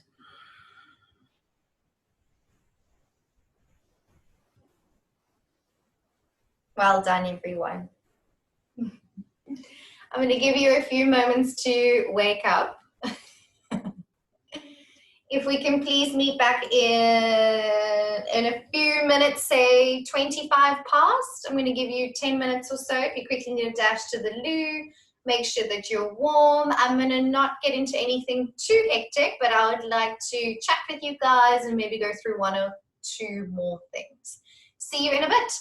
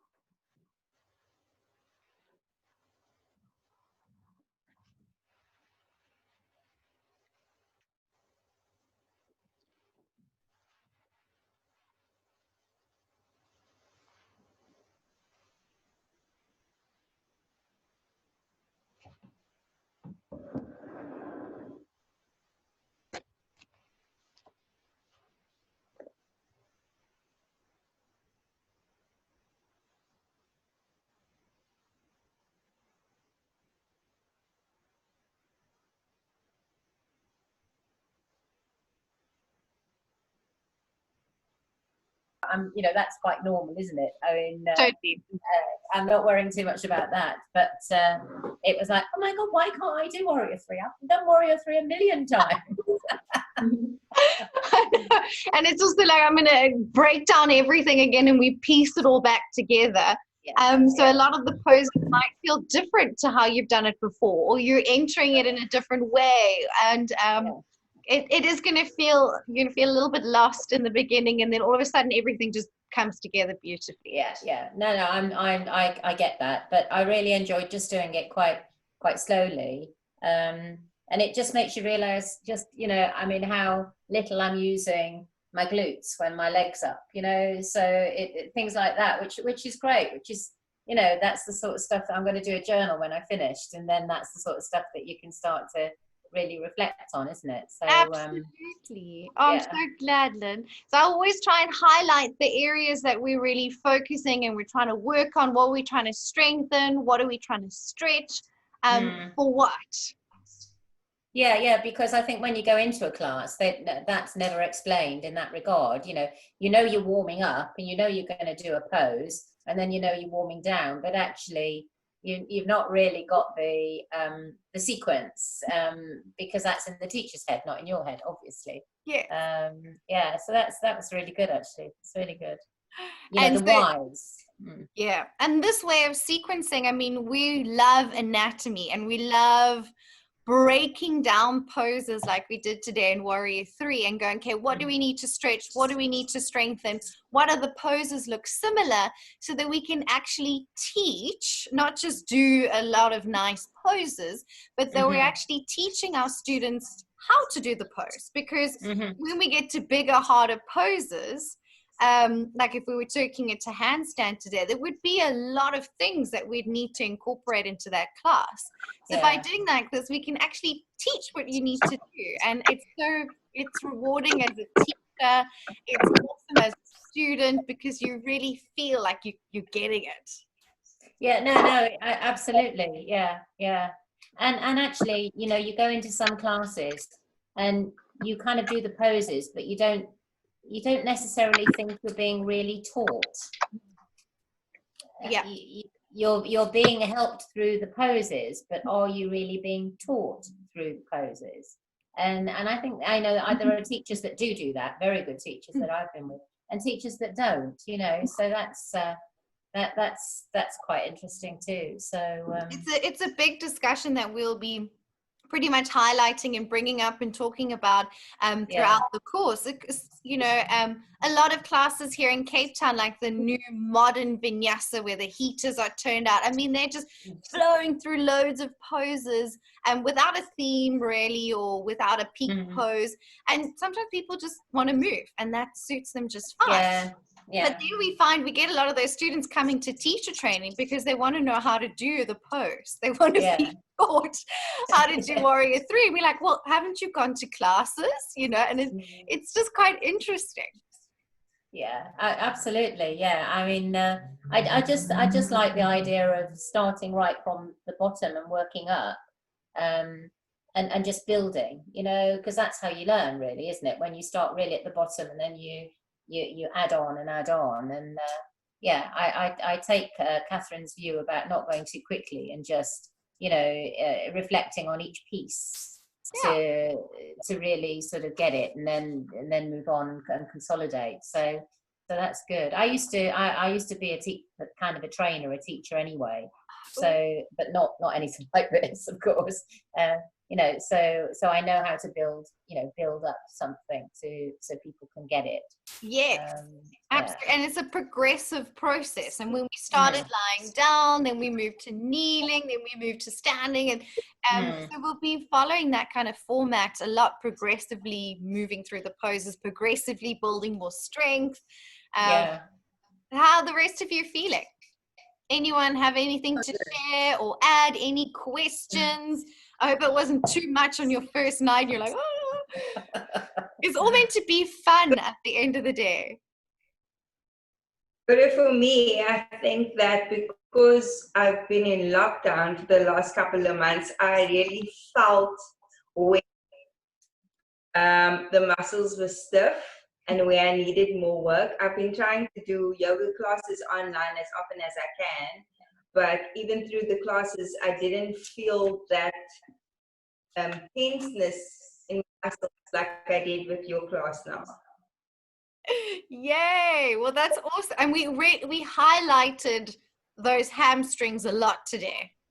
Because it's one of those things that we actually were strengthening and stretching in this class. So I'm sure they felt very worked.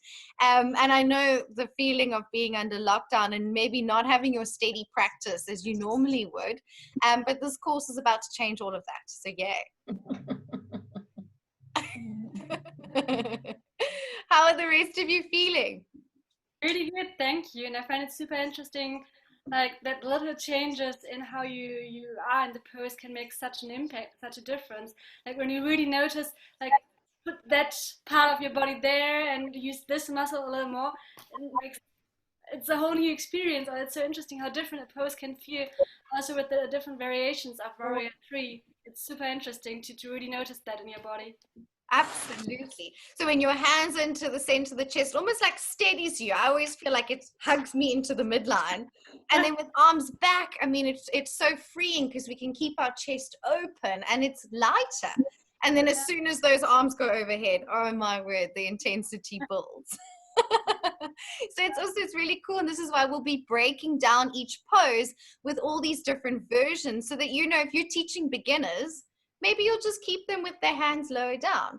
Or if you want to intensify the pose, always taking the arms up cranks the intensity. Definitely, yeah. And also that it really is a matter of concentration, I feel, with balancing poses like that on days when I really can concentrate, it's quite easy to get into those poses. And other days, it's completely impossible. Absolutely. It almost reflects your state of mind on the day as well. Hey? Definitely. My body is like a blank canvas. I'm a beginner. So he's going, what the hell just happened now? I think that's actually fantastic because a lot of the poses that we'll be learning, I'm going to teach it to you in new ways. So coming as a blank canvas, you're going to learn it and just learn it the kind of right way or the way that works for your body, which we'll find straight from the beginning. Where sometimes we develop these little habits that we almost have to unlearn, and that can actually be harder sometimes. So coming in with a blank canvas is awesome. Okie dokie. Any other questions? Anything else you guys want to share? All okay? Are you all awake still? How are your brains feeling? Particularly relaxed, I must say. Feeling quite relaxed. Good. Yeah. And Cynthia, I'm worried about you. It must be past midnight now. I'm okay. I'm awake. I'm so afraid. And you know, if you're feeling tired or anything, you must just message me. We can catch up. But I'm glad you're doing so well. Amazing. Okay. Oh, thank you. Okay, everyone. So I don't want to do anything too hectic with you guys this evening. We haven't got much time left anyway, but I thought we could discuss our sun salutations, right? Because that is really the foundation of a vinyasa practice. So we're learning to teach vinyasa yoga, the yoga that flows. As you could feel in the class today, we flowed from pose to pose, right? So what we would like to do a little bit this evening is there's different versions of the sun salutations. So what did you notice in the class this evening with the sun salutations we were moving through? Maybe different from your usual classes? Definitely. Yeah? Well, yeah. In what way? There was no upward dog, no, not getting the word now. Yeah, so we missed these steps in between, but you already mentioned that while we were doing it, so yes. So when we're teaching these kind of peak pose classes, it's not always necessary to do endless chaturangas and upward dogs. We're all very used to it, so it becomes a little bit of a habit, right? We all love a good sun salutation with a chaturanga and up dog. And you'll see tomorrow we're going to be doing back bends. So for back bends, it's going to be totally relevant because I want you to work your arms and I want you to curl into cobra and upward dog because we're doing a back bend themed practice. So tonight, we weren't doing any back bends. We weren't doing any arm things where we needed the chaturanga. So I chucked them out. And it's just, you can do whatever you like when you teach yoga. And it's totally fine to do a full sun salutation, but it's not always necessary. So I'm kind of breaking the mold. Good, good. Good. We can do things differently. Yeah. We don't all have to be the same. Also, chaturanga, excuse my cat getting involved here. Chaturanga is a really big pose. It's hard. And a lot of people don't have the strength in plank. And now we're throwing them into chaturanga up dog. So this is something we're going to be a bit more mindful of rather than just carrying chaturanga up dog. If I'm going to teach chaturanga and upward dog, it's for a reason. We're not just going to throw it in there. So just planting that seed that we can do things differently like we did tonight. We were focused on the legs, the hamstrings, the back leg, the drishti. In plank and chaturanga and up dog, there wasn't really any substance there for me to teach about the peak pose. So I decided to leave it out, which would also work very nicely for a beginner's class, that they can first build strength in plank, because plank is hard. You need to be able to hold plank quite comfortably for about a minute before doing chaturanga, especially full chaturanga. How do you guys feel about that? I don't know how long a minute is for plank. I don't think I've ever done it. Yeah? Super interesting. I think this was the first class I had like this without doing the chaturanga, without doing the full up dog at some point. Yes. It's interesting, hey? Kirsten, do you have something to say? No. I absolutely agree with Micah. It's true. It's usually it's like if you do sun salutations, you need to have the chaturanga. You need to have either the cobra or the upward dog. And this is like, yeah, it's a completely different approach. Why not? Why can we just think about it? And if we're going to put a pose in there, put it in for a reason, not just because it's chaturanga and upward dog. Those two poses are actually really hard. You need a lot of strength for chaturanga. It's an arm balance in itself. And upward facing dog is quite a big back bend where you hang in your lower back, which is maybe not always ideal for everyone. Of course, we've got alternatives like cobra, but those transitions are tricky and they need to be taught if they're going to be thrown into a class. So it's just something to think about. Sometimes I get a little bit of backlash. It's why didn't we do chaturanga and upward dog? It's okay. It's totally okay. There's plenty of time for that. There's plenty of time for that. Let's build the strength, even transitioning just from plank and pushing into downward dog slowly like we did today. Could you feel how your arms were working?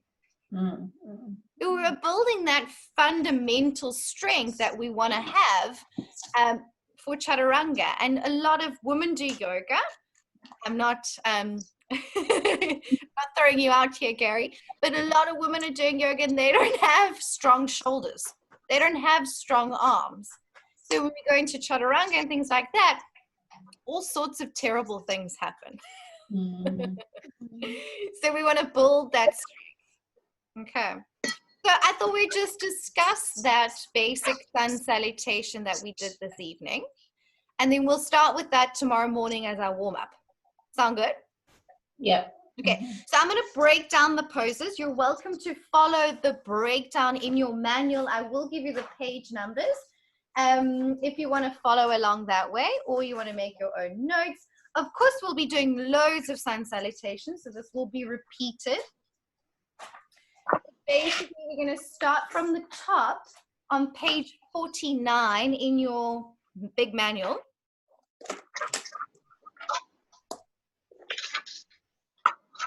Okay, and the first pose you'll see there is Tadasana. Okay, so the Sanskrit names, you don't have to know or be able to say all the Sanskrit names, right? It's nice to know. But when you think about it, if you're teaching yoga and you tell someone to come to Tadasana, they're not going to know what you're talking about. So we always use the English names as well. Okay. Tadasana translates to mountain pose. So you can always say coming to stand in mountain pose at the top of the mat. I'll always use the Sanskrit names so that you can kind of hear it, because the more you hear it, the more you kind of get used to it. That's how I was taught. I came from a very strict Iyengar background. So that is the yoga where they use all the props. Has anyone ever done Iyengar yoga?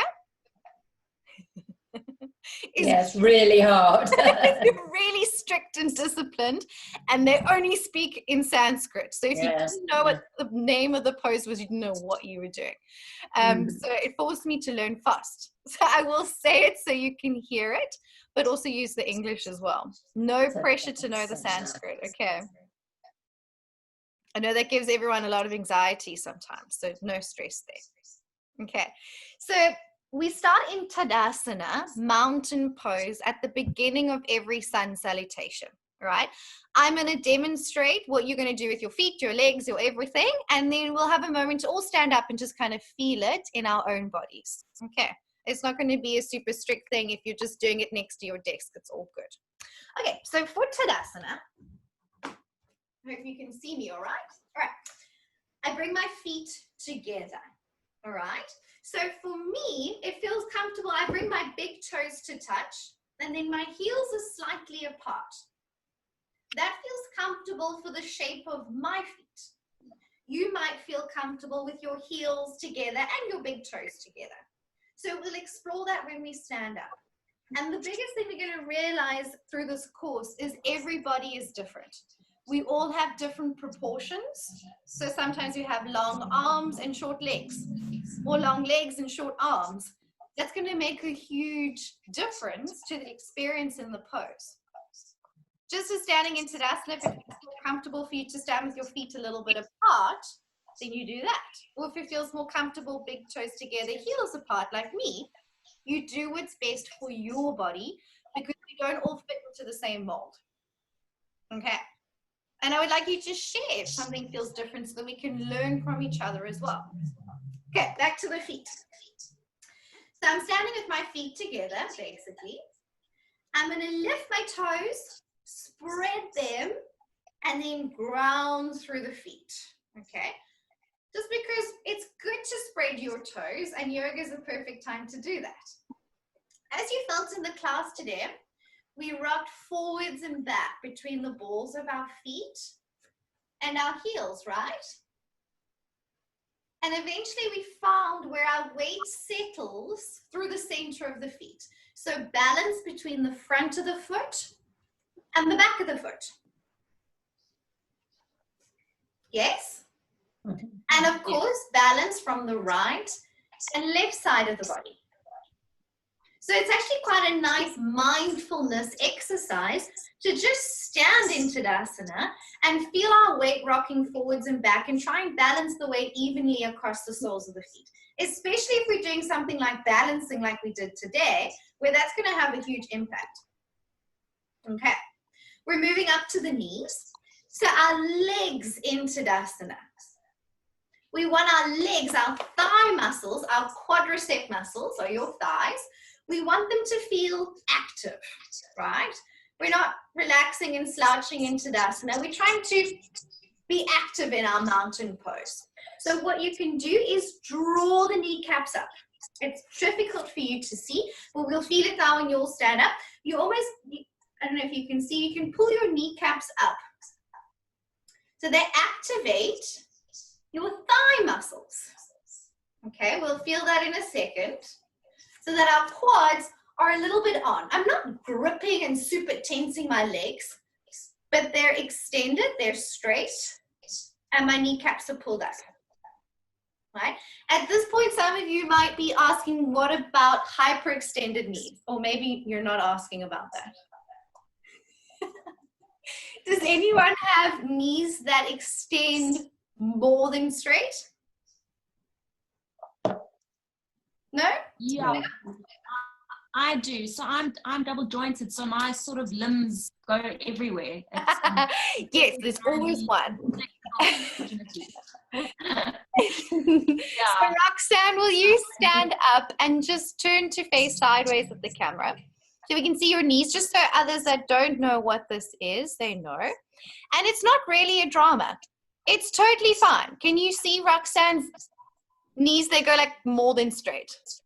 I see. So that's what you would call, that's a great example, hyperextended knees. All right, so it's not a problem. It's not a problem unless there's any pain. Roxanne, do your knees give you any pain? No. So it's not a drama. For Roxanne, when she straightens her legs, they're just going to straighten way further back. If there was a particular reason that it was uncomfortable for Roxanne, or I wanted her legs to work more, because when Roxanne does that, sometimes her thighs aren't going to tense as much as us with our normal knees, I might say to Roxanne, micro bend your knees a little bit. Have you heard that before, Roxanne? Yeah, so I find that like also if my legs are straight in certain poses, it does sometimes feel like I'm just going to go, like they're just going to conquer. So I have to slightly bend. Warrior 3 today is a classic example on being on one of those hyperextended legs can feel a bit uncomfortable. Yeah. So we tell Roxanne to bend her knee a little bit. And for Roxanne, it's going to feel like super bent, but it actually just comes to normal. Straight, yeah. Straight. So not a drama. Let them be. Unless there's pain, then bend the knee a little bit. Okay, especially on one leg, it is sometimes can feel uncomfortable, like in Warrior 3, which we'll discuss more when we do those one-legged poses. Okay, cool. So we're drawing the kneecaps up, we're activating our legs very basically. Now moving on to the pelvis, I tend to talk a lot, so I'll try to speed up a little bit. We hear the word tuck the tailbone a lot, right? And what does that do? Why do we hear tuck the tailbone a lot, especially with poses like Tadasana? Activates the glutes, I'm guessing. Isn't it for the your spine and your posture to straighten? Yeah. Maybe. So the thing, does anyone else have anything else they want to say? Maybe activate the core muscles. So when we're standing in Tadasana, we're just standing, right? As if you were just standing behind a cue. Are your glutes active when you're standing? No. Are your core muscles active when you're standing? No. So the same in Tadasana. We don't have to exaggerate these things. And sometimes by continuously tucking the tailbone, it actually moves us out of our natural posture.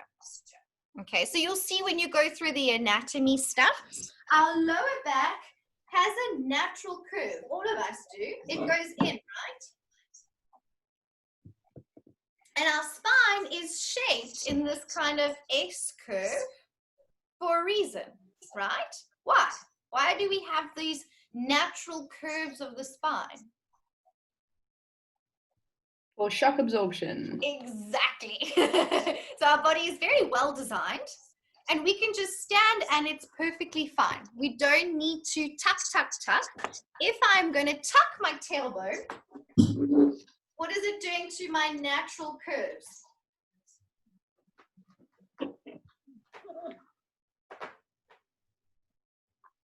Pulls them in.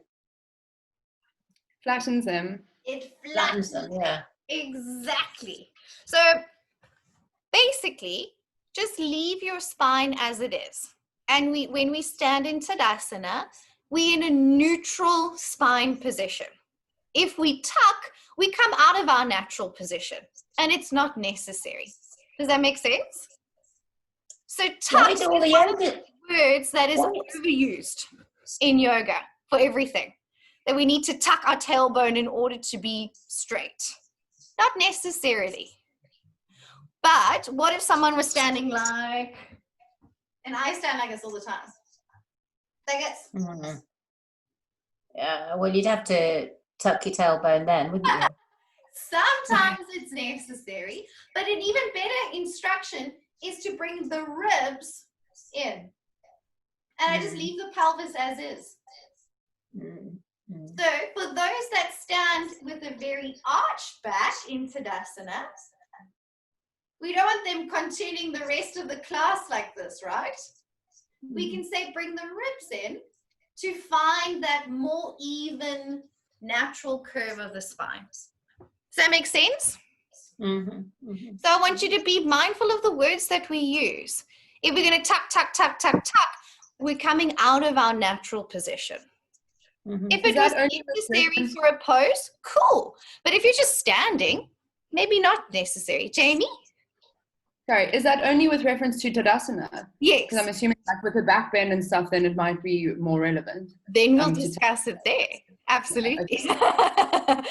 Sometimes it's relevant, sometimes it's not. And we got to kind of, sometimes it's the pose, sometimes it's the person. But tuck the tailbone, we've got to be mindful when we use it. We don't always have to tuck. And I'm a Pilates instructor as well. And we're a great lover of the tuck, and I've moved away from the tuck completely. Okay. Natural pelvis, natural spine. If you're hyper arching your back, hyperlordosis is what we call it, then we can bring the ribs in a little bit, right? But I would tell you that individually and not as a general discussion for everyone, because not everyone needs it, right? Because we're all different. Make sense? Okay, moving up to the shoulders. So we discussed it a little bit today. I'm going to just come down a little bit so you can see. When we stand in Tadasana, we want to bring our shoulder blades, these bones over here, your shoulder blades, a little bit together. All right, you can maybe feel it in your chair now. You can bring your shoulder blades a little bit together. Okay, and when you've done that, don't overdo it. So if I was to squeeze my shoulder blades like this, I would be exaggerating the movement, right? Bring your shoulder blades gently together and a little bit down. It's subtle with palms facing forwards. So I've got an outwards rotation of my arms. My chest is lifted and my gaze is straight ahead. We're bringing awareness to having the chest lifted and correct shoulder placement in Tadasana within our natural curves of the spine. Make sense? Stand up, let's give it a go. Wherever you are, let's just stand up. Very easy, you won't be moving too much. Okie dokie. So let's bring the feet together. Have a look, what feels comfortable for you? I like big toes together, heels slightly apart. That might feel weird for you. Does it feel good with heels together? Lift the toes, spread your toes, and then ground them into the floor or your mat. And then with that, rock a little forwards between the balls of your feet and then rock back into your heels. And see if you can place your weight evenly across the front and back of your feet. Until you find the center. Then bring your awareness to your thighs and softly draw your kneecaps up. So you can feel your legs have just become gently active. They're not gripping, they're not over tensing, but your legs are on. Now leave your pelvis as it is, right? If you tend to stand with a very arched back, bring your ribs in slightly. Now, bring your shoulder blades a little bit together, just gently, without forcing them, and a little bit down. So shoulder blades lightly together and down. Palms turn forward, so your thumbs are turned out. So we've created an outwards rotation in our arms. Gaze straight ahead of you and make sure your chin's not popping forwards. Think of bringing your head back so your head is balanced on the top of the spine. Your collarbones feel broad, your chest feels lifted, and you're aware of your lifting in your chest and aware of your natural posture. And release. Good. Any questions? I know it's just standing, but there's a lot to talk about. Do you, I tend to just pinch my glutes a bit, tense my glutes a bit. For what reason, Lynn? Is there any particular reason? Don't know. So we just got to just be aware, why am I doing that? Do I need to tense my glutes? Not necessarily. There's no particular reason why we need to tense our glutes. So when we break down the anatomy and we look at the main role of each muscle. Okay, so if we're talking about your glutes, you're talking about your glute maximus, right? This big, strong bum muscle, right? Its main job is to take your leg behind you, right? So like we did in Warrior 3 today, classic example. And its other job is to externally rotate the leg. So it does backwards and it also opens the leg out to the side. So in Tadasana, we're not really doing either of those actions. So we're just activating it. If there was a particular reason, cool. But for generally speaking, not required. It's not something we need to instruct in any way. If you find you stand and your bum tenses a little bit, all good, totally fine, but not something we need to cue in a yoga class. Like in the class today, it was a big bum glute themed practice today, but we found other ways where that muscle works at its best, its main function, going backwards to feel what we wanted from the glute. But good to question everything. I encourage you to. Who's got their hand up? I can't see your name. It just says Galaxy. Who? Hi, it's Candy. Hi, Candy. Hi. I have a question. I actually find this to be one of the hardest yoga poses because I seem to have a ballerina turnout. So I naturally walk like a duck and stand like a duck, and that's my natural pose. So at the moment I want to bring my toes in, my knees are facing this, like they're going cross-eyed. So I find it like a very unnatural, uncomfortable position, and I keep wanting to go, with my feet. That's so interesting because, as we know, we're all different. So, Candy, can you stand up and show us your legs? So, because it's so hard to say anything without seeing anything. You see me? I can see you. I'm going to try and make you bigger. Okay. Okay. Okay. So my toes are facing forward. Does it feel like your knees are turning in now? So now I feel like it's like very uncomfortable. Do you have a dance background, Candy? Pardon? Do you have a dance background? I don't. I did a bit of gymnastics at school, but that's about it. Yeah. So it's always and especially one side. So this is very comfortable. We have one leg hopping around, the hip opens so easily. And the moment my toes are facing forward, it's just terribly uncomfortable. So what is it, Utkatasana? Yes. Very hard chair pose because the knees, there's like nowhere to go. That's so interesting, Candy.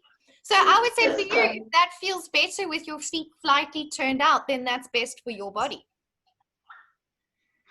Yeah, I don't know, my yoga instructor always said to me, pull it in. If there's a lot of discomfort around turning your feet, play with it. Sometimes it's just because it's something different that our body's naturally resistant towards in the beginning. There you are. So explore it. Maybe the more you do it, it becomes more comfortable. If it continuously feels uncomfortable and just terrible, then maybe it's fine for you to just have your feet a little bit more separated. The toes can still point forwards. You can first try like that, like parallel, feet hip distance. Yeah. Yeah, it's a lot easier if my legs are a little bit Yeah, open. and just explore it. Just explore it within your own body. So let's start with feet a little bit further apart and trying to keep the parallel alignment. And if that's uncomfortable, then we let your feet turn out a little bit. It's not the end of the world. It's just in yoga, we tend to always have toes pointing forwards, right? Yes. And when we forward fold, it feels more comfortable to be parallel than with your feet like this. So if you forward fold, then head down, with your feet like this, there's a lot going on in the pelvis and the sacrum, which might feel a bit strange with your feet turned out. So let's parallel with feet hip distance apart and just see how it goes. See if it changes.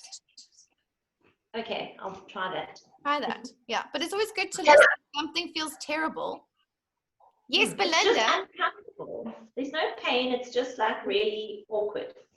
Yeah.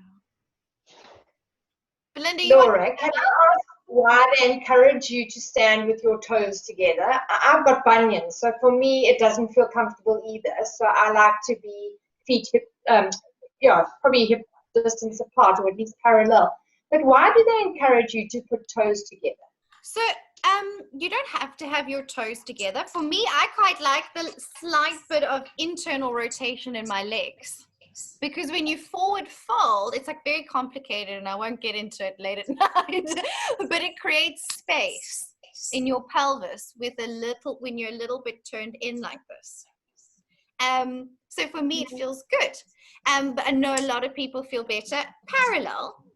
And like Candy, she feels better a little bit turned out. So if we can just find that middle ground, yeah, I think it's always best to do what feels best for you. The big toes together, heels apart, creates a little bit of space when you forward fold, like ever so subtle. I mean, it's a tiny difference, but when you start to get into these things, it might feel good. So I think it's worth exploring. And you never have to do just because yoga tells you to do it this way. Do it because this works for your body.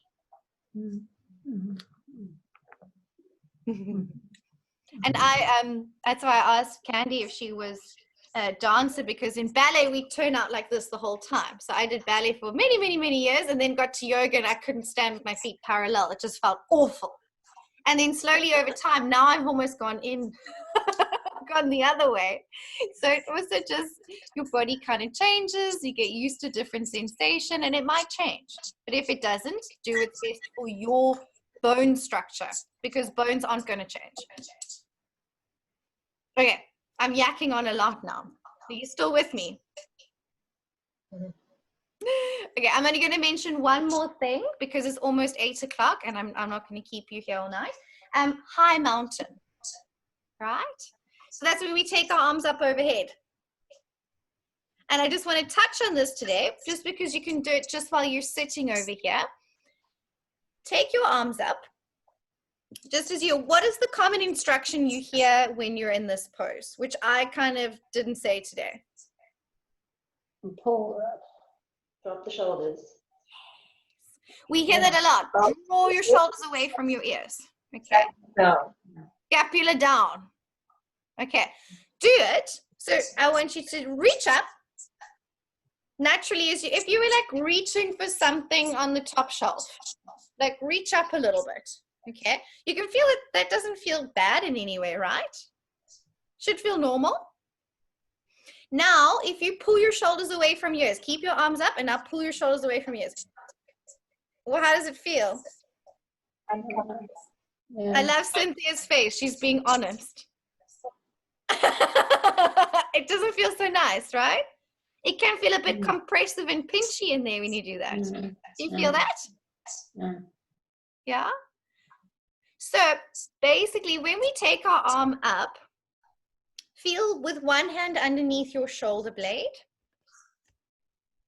And then when you take your arm up, feel what your shoulder blade does as your arm moves up.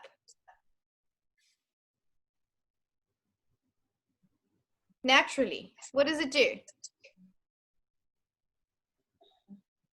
It's moving, right? Which way is it moving? Up. Up. So our shoulder blade moves up when our arm moves up. Because it's a very well designed little structure that. So then we come, and because we're yoga teachers and we know better, now we say, no, pull it down.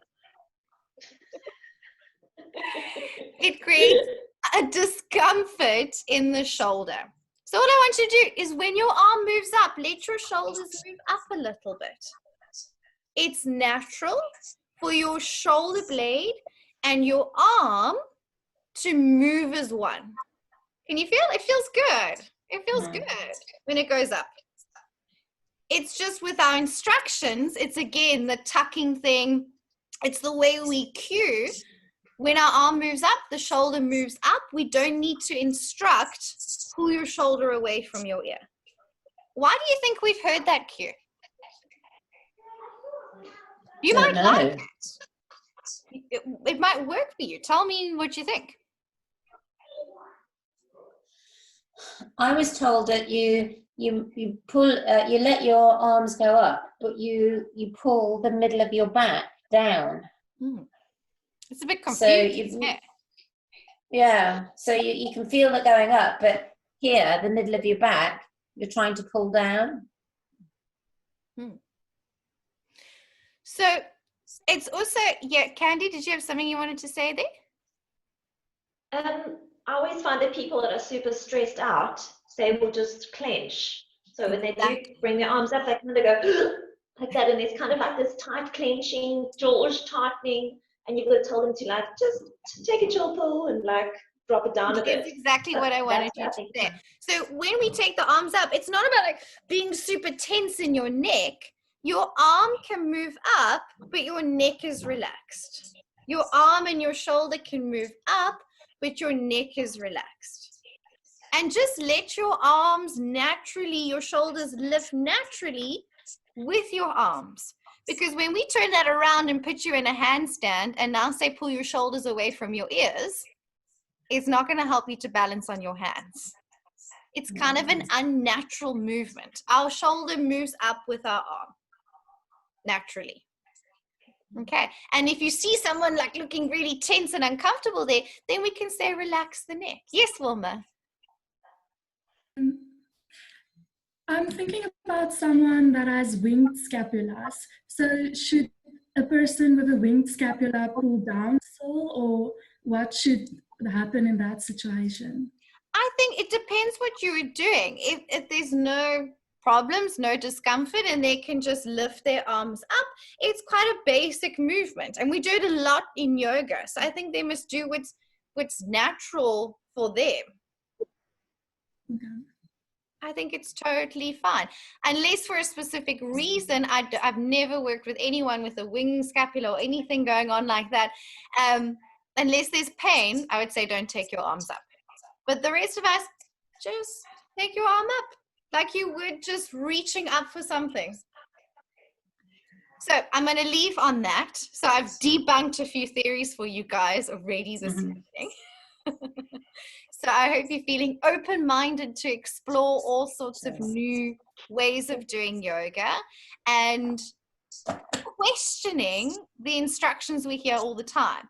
Does it work for you or doesn't it work for you? Let's be honest, because we're all different. I'll leave you on that note, okay? Well done, everyone. So nice to finally see your faces. If you have any questions and you want to stay on, I'll stay here for another 5 minutes. I will send you your Zoom link this evening for tomorrow at 10 a.m. I will see you again. Okay. All right. Well done, everyone. Thank you. Thank you. See you tomorrow. Thank you.